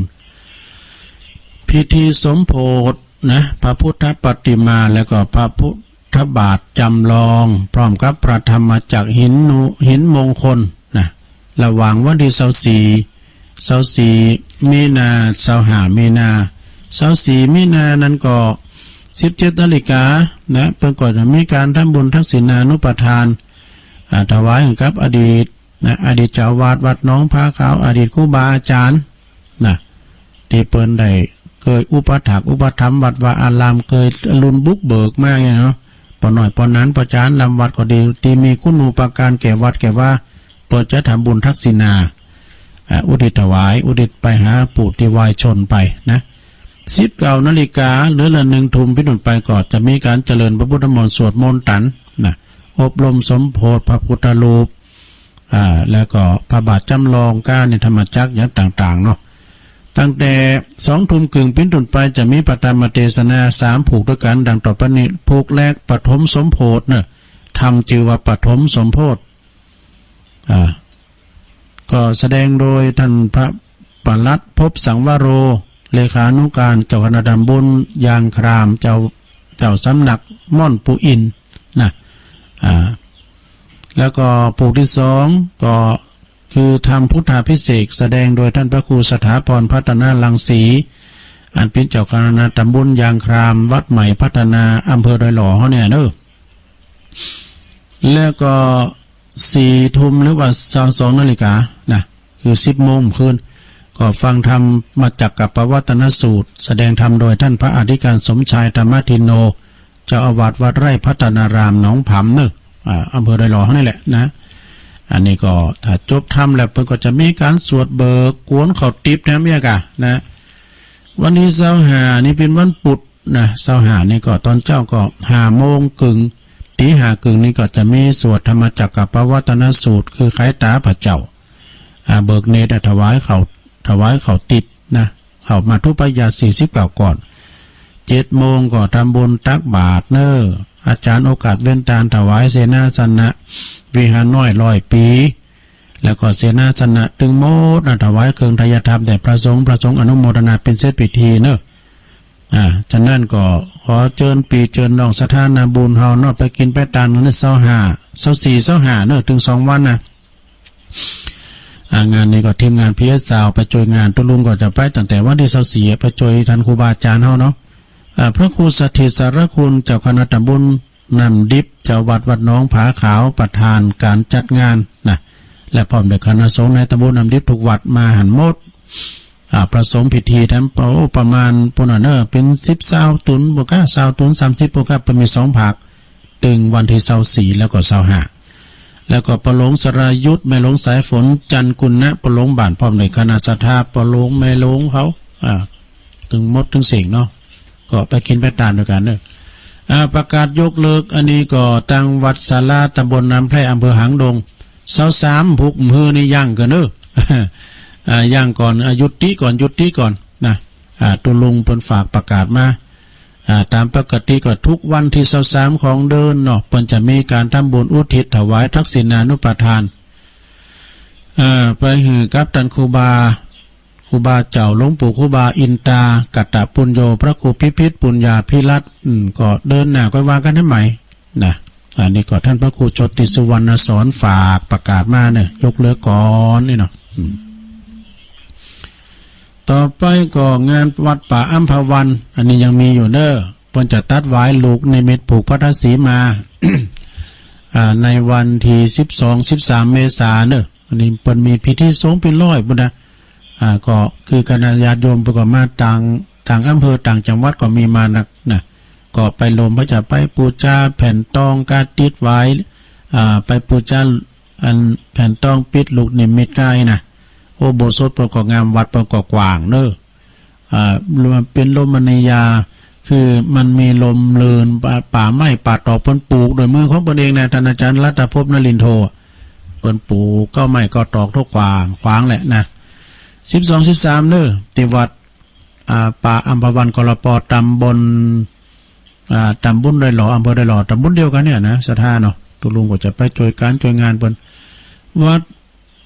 ต่อไปก็มี12 เมษายนกับวันกตัญญูเนี่ยวันกตัญญูกตเวทิตาคุณของหลวงปู่ครูบาอินโทพระครูวรวุฒิคุณ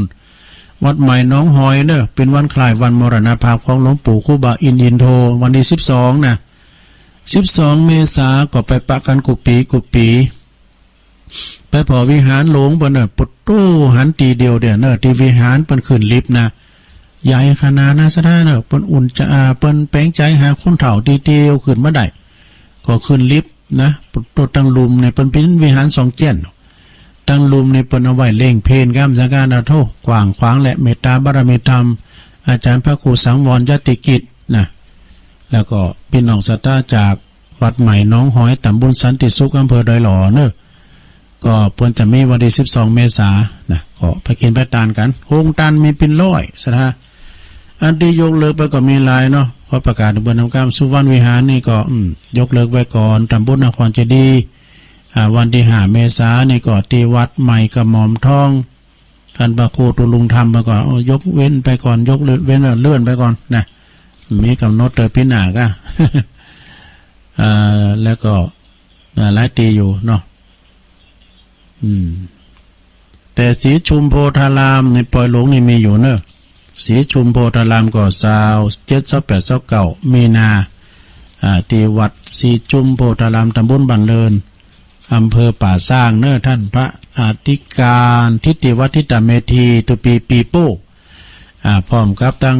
ศรัทธาว่าปอยหลวงเขาเพิ่นจะมีปอยหลวงที่วัดสีชุมโพธารามนะแล้วก็วันนี้ก็เริ่มแล้วเนอะที่วัดกอคาหนองโบนะเพิ่นก็จะมีปอยโลงเนาะนะปอยโลงของวัดศรีชุมของอันวัดโกขาหนองโบวัดของปอยโลงอาจารย์มหาหลวงปอยโลงอาจารย์ประสิทธิ์มณีวันนะเพิ่นก็มีปอยโลงกันตุลุงอินเนาะโอ้วันนั้นเพิ่นตันรถเป็นกันเนอะ ตันรถยนต์ใหม่ๆเลยเสียดาย 4 ประตูกันนะสดาญาโยมก็ไปกินไปทานกันเนาะเต่าตีตัวลุงได้ประกาศไปข่าวสารงานบุญก็มีหลายเนาะสถานเนาะแล้วก็อุ่นใจว่าตั้งปีใหม่เมืองแล้วไปนี่ก็เข้าสู่ภาคปกติเนาะหลังปีใหม่บุญซ้ำงานหนักเนอะสถานเนอะหลังปีใหม่ปีหวานนี่นะพฤษภาปุณกาเนี่ยงานใหญ่ๆทั้งนั้นนะเดิน8เดินเก่าเดิน10นี่นะทางทั้งปุ่นนี่ก็คงจะสู่ภาคปกติแล้วเนอะนะแต่สถาเฮาก็อยู่กับบ้านกับจ้องกับหอกับเฮือนอยู่กับลูกกับหลานกันไปเนาะกินตานที่หานที่นี่ก็ไปไม่ได้ก็ฝากกันไปก็ได้นะก็มีโรคภัยไข้เจ็บมาก่อนปิ้นยังเนาะอยู่กับหอกับเฮือนไปวันนี้ตุ้ลุงก็จะเปิดสายแล้วเอาสายไก่เข้ามาเลยไข่มดเฝ้าป่ะนะวันนี้นะมันได้หนักเขาเดี๋ยวก็จะเปิดสายไปเด้อ089-955-6506นี่ลองโทรเข้ามาดู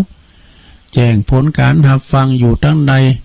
จอกใดแจ้งได้ก็โทรกันเข้ามานะเป็นจะฮื้อพองชัดเจนอีนะเจริญปอนสายแหลกมาแล้วเจ้าไว้เจ้าวันนี้ยายวันนี้ก่อนยังไงจ้ะเนาะคือวันนี้รู้ไว้ใส่ว่าเวทหางนะเจ้าซื้อผ้าที่เฮาใส่ไว้ที่ไหนหรือว่าอยู่บ้านนี่นะเนาะ คนมีละอ่อนทั้งเข้าใจให้ตื่นนะเจ้าคนว่ายาฆ่าเชื้อแบคทีเรีย999นะเจ้าเนาะคือหมายความว่าเวลาสักเราใส่มัน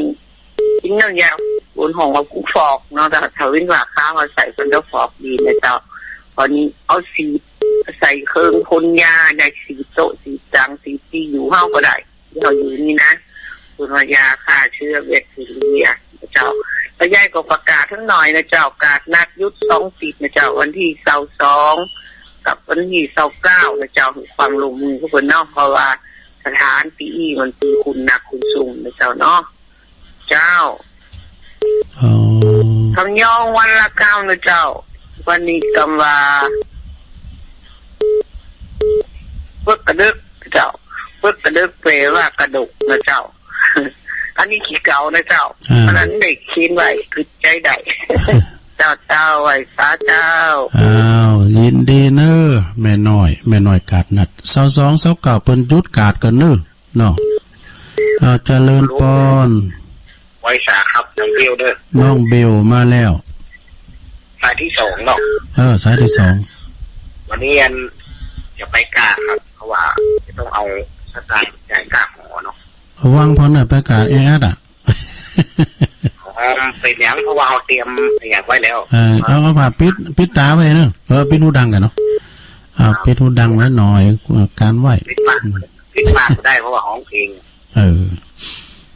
ครับตอนนี้ฟังเจ้าลุงแล้วชัดเจนเนาะเก่าหกดังเนาะเก่าหกดังได้ผมก็รอตอนตี 2เกินว่าดังแล้วก็เลื่อนมาที่104เลื่อนมาที่104อาจจะเป็นแต่ระบบอินเทอร์เน็ตอ่ะครับคือกำลังใจตัวลงนะครับโอ้ขอบคุณน้องเบลนักร้องเนอะสาธุนักร้องน้องเบลโอ้เข้ามาใหม่เนอะเจริญปอนอาจารย์ตัวลุงแม่เพนเอาว่าไปเลยแม่เพนแสงไฟสว่างจ่าแสงธรรมะสว่างใจสว่างจ่าและแสงไฟสว่างจ่าและแสงธรรมเจ้าฟังชัดเจนที่กำลังจ่าตัวลุงเนอะโอ้ขอบคุณเนอะแม่เพนเนอะเจ้าอาจารย์เจ้า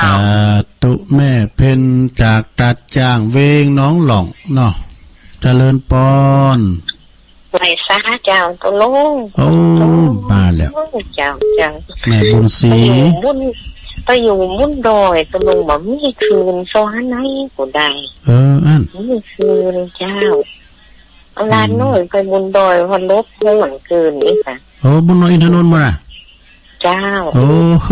ไปปุ่นกันได้เจ้าพอเอาไปอยู่กับโปข้าเมงมันปุ่นนี่ปุ่นดามาแล้วก็อยู่โคตามเดินนี่จ้ะแล้วเดี๋ยวนี้ก็อยู่บนดอยป่ะกะประเด็นนี้ลงมาแต่ลงมาการกินไม่ตุนเนี่ยว่ากาดติดเป็นกบติดเนี่ยตัวลุงกาดติดวิ่งน้องหลงกบติดอ่ะก็ได้ยินเขาว่ามาถึงพวกเป็นล่องคอนี่จ้ะ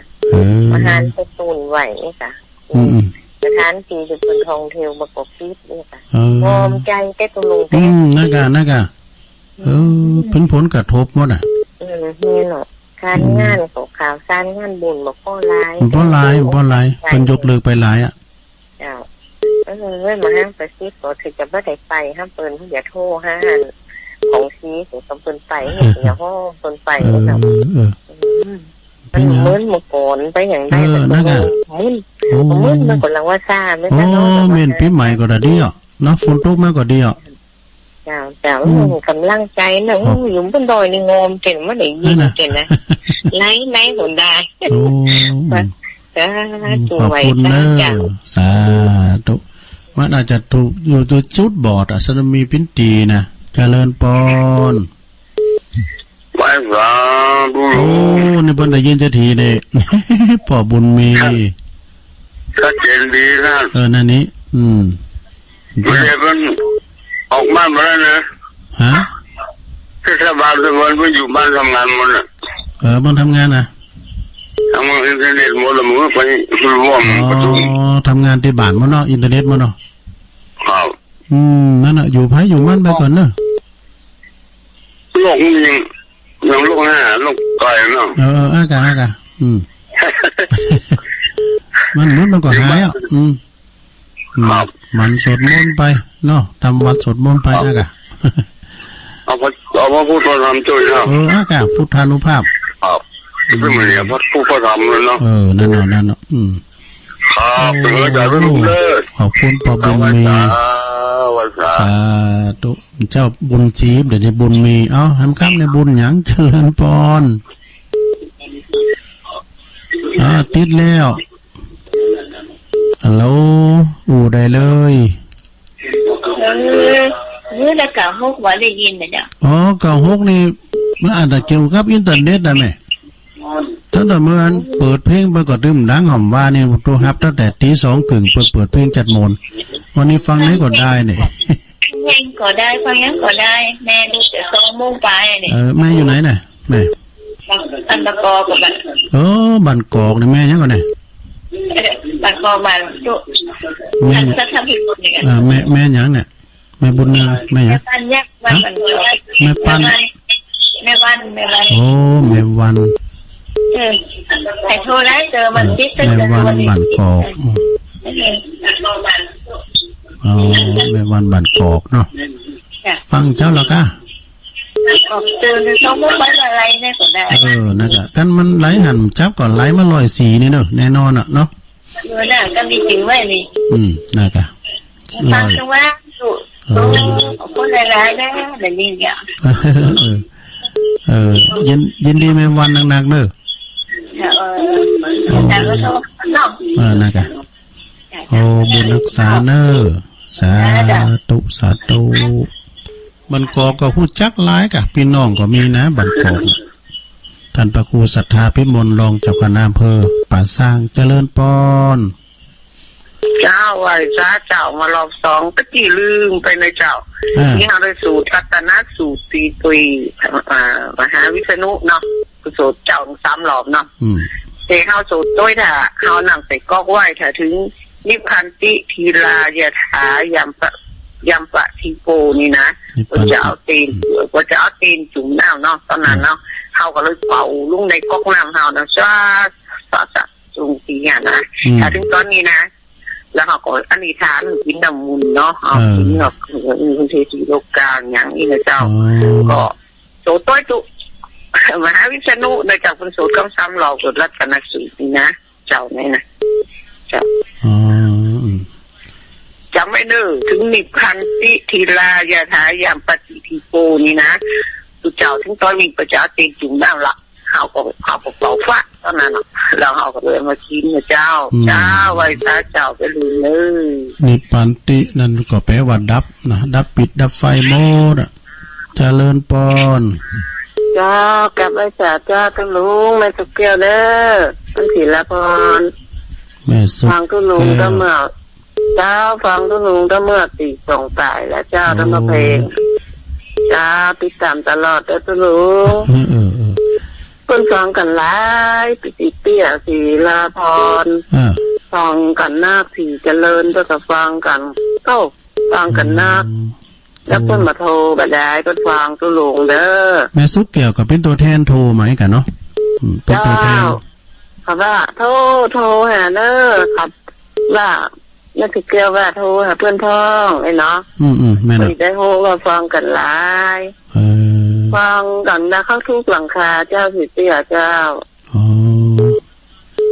พันนั้นโสพลเนาะปอจานเนาะสีเตะพันนั้นมหาโสพลแม่80 ปลายไปเป็นปอจานเนาะเป็นเน็ตไปเลยเด้อเก่งเนอะปอจานนะสิ้นจำดีครูบากับครูบาเสาคำเนาะเจ้าไปว่าเจ้าก็ว่าโทรหาท่านตุลุงยองไอ้เนาะถ้าเป็นอย่างห้ามคือเติงว่าวัดกูบาเสาคำอยู่เด้อก็เคยไปไฟหลวงก็ไปนอนบนนี่จ้าตัวปีสังวรเขาตัวปีซีอ่านเขาหูจักกันหมดอะแม่แล้วโอ้ยินดีแม่สุกแก้วเนอกลับมาจ่าเจ้าเด้อตุลุงฟังเด้อติดตามนี่ตัวแทนเป็นน้องทางตำบลสิติเนาะเจริญปอนไว้สาธุลุงปอเล่งบุญตันมาแล้วเอาอิ่มจ่ายในวันนี้เนี่ยวันนี้อันทางเก่า6ได้ยินเตอ 96บ่มีนี่ก็เขาคิดว่าก่อนนะประบุญกันก่อนเขาจะมีคืนเดียวเนาะคืนเก่า11เท่านี้นะดีนาวเนี่ยก่อนเขามีคืนเดียวเนี่ยมูลละเวกหมู่หิมเขาเนี่ยตู้ก่อสายก่อนแน่นเนาะเดี๋ยวนี้กาไฟหินกาอย่างนี้ซ้ำกว้างขวางไว้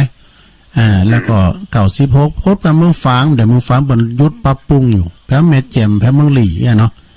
อาจารย์เป็นว่าคือขอคิดจะเดียนะเป็นว่า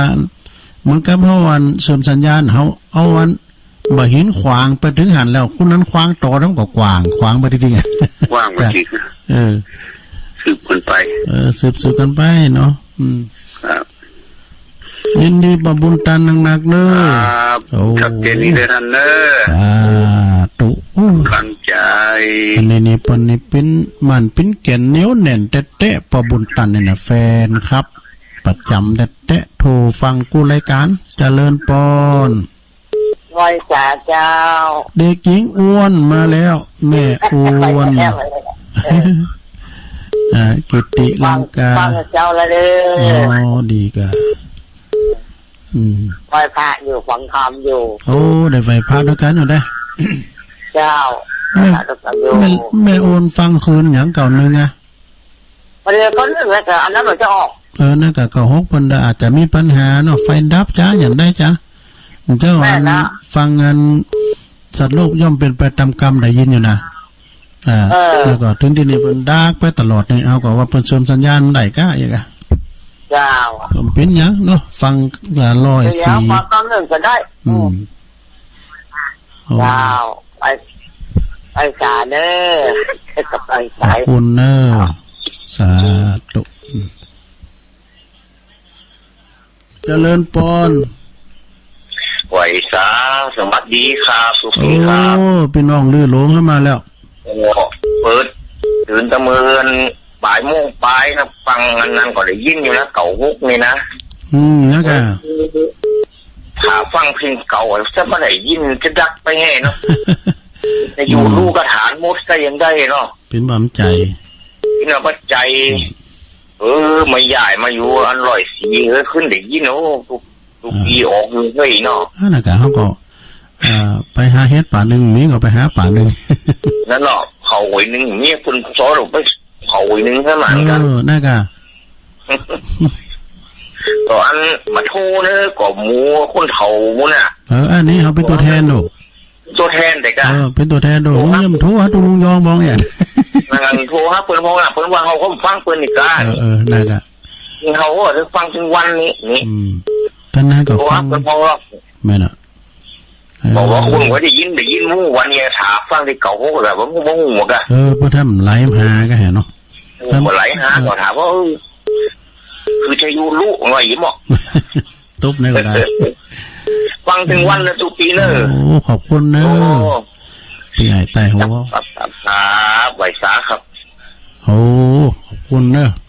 เป็นวันเดี๋ยวนี้กำลังดังเนี่ยเก่า6ดังแล้วเอาเข้ามาแทมเนอร์0899556506แม่ฟ้องโป่งดอนดังแล้วดังแรกพี่น้องตั้งแจโฮมกำลังดังเนี่ยเก่า6นะพอตุลุงสแตนบายไว้นี่ดอกคันนั้นมันดังถึงได้ยินอันนี้นะโทรเข้ามาหมาย0899556506นะโทรเข้ามาปิดสแตนบายไปก่อนได้ยินตอนน้องอบบบแล้วนะตอนนี้ขอบคุณเด้อแม่จันเพนมาใหม่ได้แม่จันเพนเต้นเปิดหูซะครับเดี๋ยวแม่จันเพนเข้ามาใหม่เด้อเจริญปอนกับนมัสการท่านอาจารย์หลวงพ่อมานิดมาแล้วมากับใจบ่มาไปได้ใจกำลังใจกันเนาะอย่างน้อยอย่างที่สองก็ฟังเทศน์โดยแจ้งกับมือสินสถาโดยแม่น่ะจะมีที่ไหนทุกระบบอ่ะเนาะแต่กันแต่หือสินนั่นลำจ้าเจ้าแต่หมดทุกอย่างฟังแล้วก็ดีแต่ว่าไปผิดไปดวงห้าอาจารย์ปวดกลัวกันมดปนเลิกยกเลิกว่าเขาก็ไปตาเนี่ยแต่อะไรกันเขาก็ไปตาเนี่ยปนฉลองโบสถ์เนาะต้องบุตรีก็จะต้องตัดลูกนิดเนาะ แล้วดูเจ้าพระสงฆ์มันจะนักเลยก็แออัดได้บุกทำอาจารย์เรียนว่าต่างกับไฟได้ผมว่ามึงเป้าเลยนะเพราะว่าน้องก็จับคนก็มีแหมเมาะการทำเจดีย์ไม่ครัวคนชื่ออาจารย์คนจะร้ายอ่ะก็ยังว่าโอ้คนหลายแล้วก็ตึ๊ดหน้ากันหมดเนาะอ้ายกับหันหน้ายิ้มถ้าโลกนี้มันมาตั้งแก่ตาไม่ได้หันอย่างว่าอาจารย์ปิดแก่ตาแล้วก็สมมติรถสามกายการน้องเบลด้วยเราคนเกิดมาแล้วเนาะไม่น่ะคนอยู่ในโลกมืดมาเมื่อเนี่ยผมก็โอ้ดีใจที่น้องคนได้ทำใจเป็นมนุษย์เป็นบุคคลที่เศษขั้นเทพมาอย่างนั้นน้องเบลของนี่นะอาจารย์ห้องเพลงได้เนาะภาษาเบลดอยตั้งนึงกับมาเด่นตั้งนึงนะนั่นแหละโอ้ขนาดนั้นน้องเดียวอ่ะน้องเดียวน่ะโอ้ห้องเพลงกลิ่นฟางนางลืมงูนบดโตบนห้องเพลงเชลำวงกันเนอะน้องเดียวนี่นะสมัยก่อนมีนักร้องอยู่ในโลกความมือในคนนะเชื่อคุณประเทืองเลยนะได้อัดเสียงอาจารย์ไม่นะเขายังจำได้เนาะที่มืดมนอ่ะนั่นแหละแต่เนื้อมันจำมันเป็นเนี้ยจี้มาเพลงเนี่ยก็แม่เพลงคำพูดทาอันนั้นสว่างใจสว่างตาแล้วนะอันนั้นมันเป็นนั่นนะแม่เพลงขาวเตื้ออันนั้นอันยังน้องเบลในสว่างขึ้นแสงไฟแสงตาเนาะมหันก็สามารถทำได้หลายๆยังเป็นตัวอย่างของคนน้อยนี่เนาะเป็นยังต่อไปก็ต้องสว่างละใจสว่างจิตสว่างดีเด้อแต่วันนี้ส่วนมนต์ของท่านมาพิจารณาเด้อนะครับ3 ขั้นนะครับยังเป็นกำลังใจกับศรัทธาทั้งหลายแต่ว่าคนนาทบิงอดีตเจ้าคณะตำบลตลาดใหญ่คนเลยสวนผสมพดโชคผู้สูงวัยที่อาจารย์ผู้สูงวัยจะสูงวัยที่อาจารย์ว่าอย่างก็อันของเก่าที่ว่าที่จำพูดอ่ะนั่นบ่อหางอ่ะหางอย่างที่คนเท่าด้วยว่าอย่างก็อันอย่างมีให้ผมลืมไปแล้วที่ว่าอันนี้เป็นเก็บไว้เป็นอย่างว่าบรรพบุรุษบุญเลิศคนใดประมาณนั้นนะตลกไปหน่อยคนนั้นหนังสือมันก็ไปสองก็ชอบว่ะคนนั้นสวิงเรื่องนี้ฟังเนี่ยอาจารย์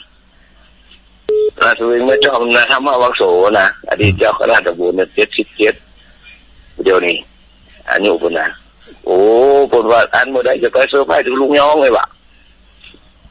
ตาลิโยตัวน้อยอาจารย์เนาะตาลิโยตัวตาลิโยก็ฟังว่าโอ้นี่นะลุงโตปลาเล่งใหญ่ด้วยปลาเล่งใหญ่เขาดูตาลิโยเนี่ยนั่นแหละตาลิโยเนี่ยโอ้อยู่ดีไม่สูงอาจารย์เนอะเอาไหวสาเนอะสาธุหลวงพ่อมานิดสำนักสงฆ์หอมบุญเนาะเจริญปอนให้สาเจ้าลุงแม่จันเพี้ยนบ่แม่แดงเจ้าแม่แดงแม่แดงตะล่อมเจ้าฟังเจ้าแล้วบ่เจ้าฟังกับเจ้านะเดี๋ยวก็จะไปการเจ้าเดี๋ยวกันเนาะไปการเขาบ้านติดขาบบ่ได้คล้ายเขาสู้คนหนึ่งเนาะเจ้าดีกะกะแม่นคล้ายมาบึกก็ฟังแถมบึกกี่โมงก็เจ้าแต่เมื่อก็ฟังก่อนตั้งแต่3 ทุ่มถึงเตียงกะธรรมะคลายเครียดพุทธศิลป์ฟังแม่บุญเขาง่ายเนาะแม่อาลีเขาขอบคุณเนาะแม่แดงจ้ารัตนาโอ้เปิ้นฝากอันหนังสือเมื่อตะลุงมันได้อ่านแล้วเนาะมันมีหลายอย่างอยู่เจริญปอนเจ้าว่าสาเจ้าตะลุงอันนี้แม่สายทองตัวแทนพี่น้องอาจารย์เพิ่นฟังกันมากเลยเพิ่นว่านะนั่นน่ะบอกเพิ่นโทรพร้อมกันอันแม่สายทองเป็นตัวแทนเนาะโทรกันว่าขอเพลงหน่อยมาสิก็ฝากเขาห้องกายนี่ขอเพลงยังดอกบัวบูชานะจ๊ะดอกบัวบูชาเตือนหน้ากันเนาะอันเพลงนั้นม่วนร้อนเกิดช่างไว้ดวงใจของพี่นะเนาะสวรรค์บ้านนาสวรรค์ชาวนาสวรรค์บ้านนานะม่วนเลยนะจ้ะก็ต้องไปต้องลงนะก็ผมมาโทรกับพ่นโอ้ก็เป็นดีไปโทรจ้ะโทรมาเติมเป็นยังจ้ากำลังใจต้องลงเลยนะจ้ะสาธุโทรมาเตอนะสิ่งจะตั้ง3 บาทได้กะเติงอ่ะเนาะใจมึนเจริญปอนจ้าไว้สายจะได้ลงแม่เอื้องไพรชัยยองดุงฤาษีมาแล้วฟังโยจะลงประกาศการงานโมนิโอได้หูหลายที่หลายอย่างนะที่ไหนที่เปิ้ลนั้นภาคปัดมีได้หูเนาะนั่นแหละเป็นความหูของานก็ยุบไปหลายตีเปิ้นโทรมาคืนตะลุงก็มี ก็เป็นธรรมดาเนาะ แต่ทางบ้านเฮาก็คืนกัน มันก็มีสักคำเตือนไหนเนี่ยมันก็มีสักคำเตือนใส่มาจำกันแล้วนิดหน่อยตะลุงคืนกันเนอะคืนกันเนอะถ้าเราจะพูดจำมาแล้วหน่อยเนาะจำก็คือสวยแต่นี่อันตะลุงอย่างเงี้ยถ้าอย่างที่เปิ้นอันนี้บ้านนั้นนะที่มันอย่างเนาะอย่างที่เปิ้นว่าเปิ้นจะมาล้างโลกเลยเนาะมันล้างไหนแล้วเนาะเขาก็มันสวดมนต์แม่น่ะที่คนที่น่าจะที่จะมาเนาะที่เปิ้นนั้นที่เปิ้นทำนายไว้น่ะนั่นที่ว่าจะมาล้างโลกนั่นแหละที่เขาก็ระวังไม่ตะลุงเขากดตึงวันตะลุงระมัดระวังโตไม่อึ่งไผ่สำเน็ตกะโซถ้ามาจักในรับตาว่าใดเน็ตเลยตื่นเราทำมาจักนี่นะอันเมื่อวานจะมา2 รอบถึง4 รอบเจ้าโอ้โหตุลุงว่าไหนมันของตอนนั้นอุตาปาติยานังอุตาปาติปัญญา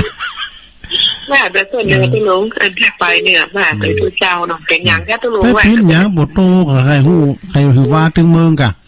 ว่าเตอเป็นยังพิษแล้วได้บุญแต่นั้นทุเจ้า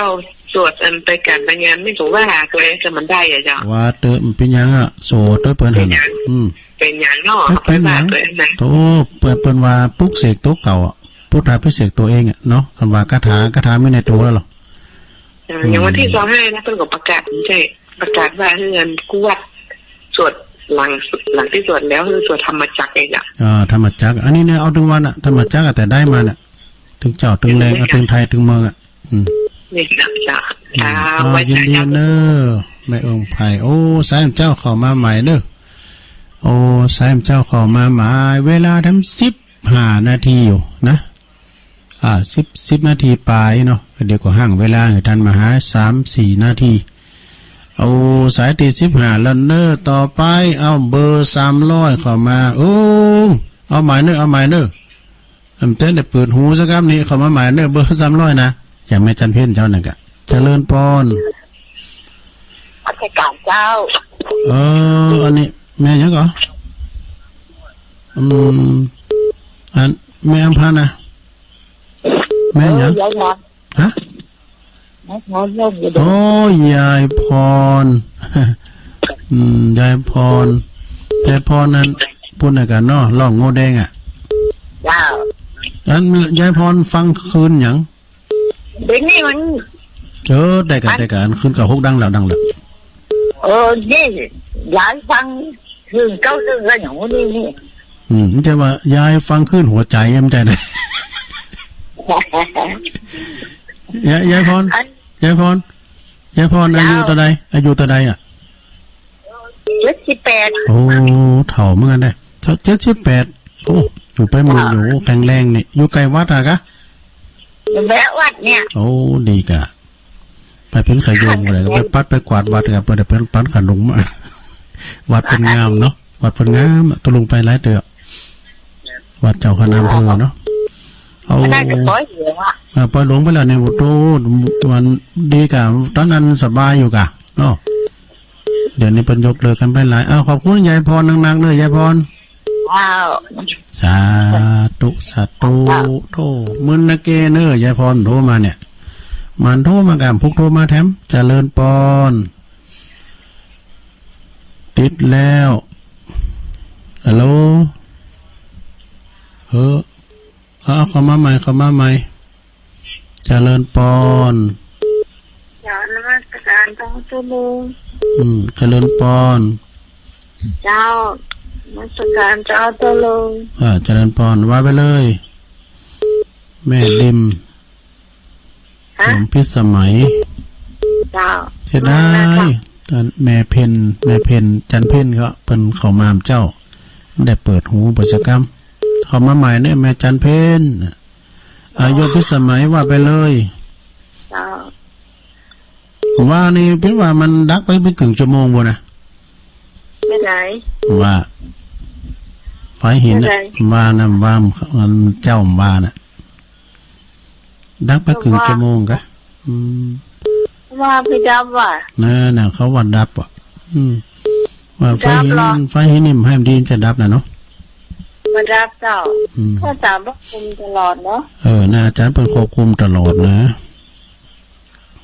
อสถานีคุมตลอดบดับว่าชมไม่ตอนกับบดับนะเจ้าตัวลงกับฟังตัวลงทองอยู่จ้ามาให้มันดีขึ้นจากบัลละว่ามันคุมตลอดจ้านี่ว่าไปก่อนเนาะเอาเลยรับเด็กลูกเจ้าหินพักตั้งฝายฟังตู้ลุงยองซ้ำมาลูกฝายกินข้าวไร10 โมงฝ่ายขาดเมื่อเจ้าเอาปากันอดของง่ายแล้วนี่ก็อย่างหนึ่งเป็นมันรับต่อหรอกโอ้มันทำกล่อมรับเนาะตัวลุงอ่ะฟังไปก่อนรับไปคำเดียวจบแล้วมันจะรับมันนะรับต่อไหมจ๊ะสรุปถึงก้ามไป10 โมงไปบุตรถาฟังเนอธรรมะคลายเครียดเนาะลมหรือท่องแม่น่ะลมพลเนอสายของแม่ตะล่อมเขาเนี่ยมาแม่บุญเขาโยมอาลีเขาเนาะตุ่นเปานั่นแม่แดงนี่แม่แดงเขาทำกับข้าวเป็ดเต่าข้าวกำเก่าก็ถาฟังเนอเอายินดีเนอแม่โยมพิสมัยเนาะสาธุฟังตุ้ลุงยองแล้วอดเข้ารับต่อเจริญปอนราชการจ้าโยมอยู่ทำกลางนิดนึงจ้าท่านอยู่ดอยน้อยพัฒนาหนองหานถึงใจนะจ๊ะอ๋อดอยน้อยพัฒนาเอาเลยจ้าเอาเลยเรียนการนิดนึงดาราชาติสิวางวายเมื่อไรสิ้นทั้งอินทรีย์สถิตทั่วและทั่วดีประดับไว้ในโลกามีธรรมะคุ้มโลกามีศาสนาไว้คุ้มใจมีหมอนไว้หนุนค้ำมีพระธรรมไว้หนุนใจไม่ว่าจะอยู่ที่ไหนก็สุขใจตลอดกาลจ้ะโลกอะไรจะเข้ามาก็มีธรรมะอยู่ในใจนะจ๊ะก็จะได้มีธรรมไว้คุ้มในใจด้วยคุ้มโลกทุกโลกด้วยนะจ๊ะนมัสการค่ะโอ้เจริญพรธรรมะคุ้มครองใจโอ้อันนี้จากบ้านดอยน้อยพัฒนานะตำบลหนองหานปุ่นอำเภอสันทรายปุ่นอันนี้นะเปิดมาไกลเข้ามาใหม่เลยทั้ง2 สายได้อยู่เนาะ089-955-6506-566เนี่ยนี่นะเจริญปอนไว้สาครับบ่เสียดาปัจจัยครับเฮ้ยตรงไหนอยู่สำนักสมห้องบุญนี่ครับอันพินสวาตูเจ้ากะใช่ครับโยมนะครับเป็นโยมนะพ่ออย่างเนี่ยปนน้อยคุมครับปนน้อยยังก็ปนน้อยคุมปนน้อยคมปนน้อยคมเป็นเนนเก่าดูเนี่ยอยู่สำนักสงฆ์ห้องบุญเนาะครับผมเป็นกำลังใจนะครับขอบคุณหลายๆกะเป็นขายโยมตัวลุงมันนิดไม่ใจเลยครับไม่ใจแล้วครับอยู่สำนักสงฆ์ห้องบุญเนาะอยู่บ้านเนาะป่าไม้แดงอ่ะป่าไม้แดงนะครับบ้านป่าไม้แดงขอบคุณปนน้อยนะครับเดี๋ยวรอตุ้ลุงฟัง4 ละครั้งนี่นะครับนะครับเดี๋ยวปกติละครั้งเนาะครับผมได้สายครับขอบคุณสาธุพี่น้อยคมสำนักสงฆ์ห้องบุญป่าไม้แดงพกโตมาแถม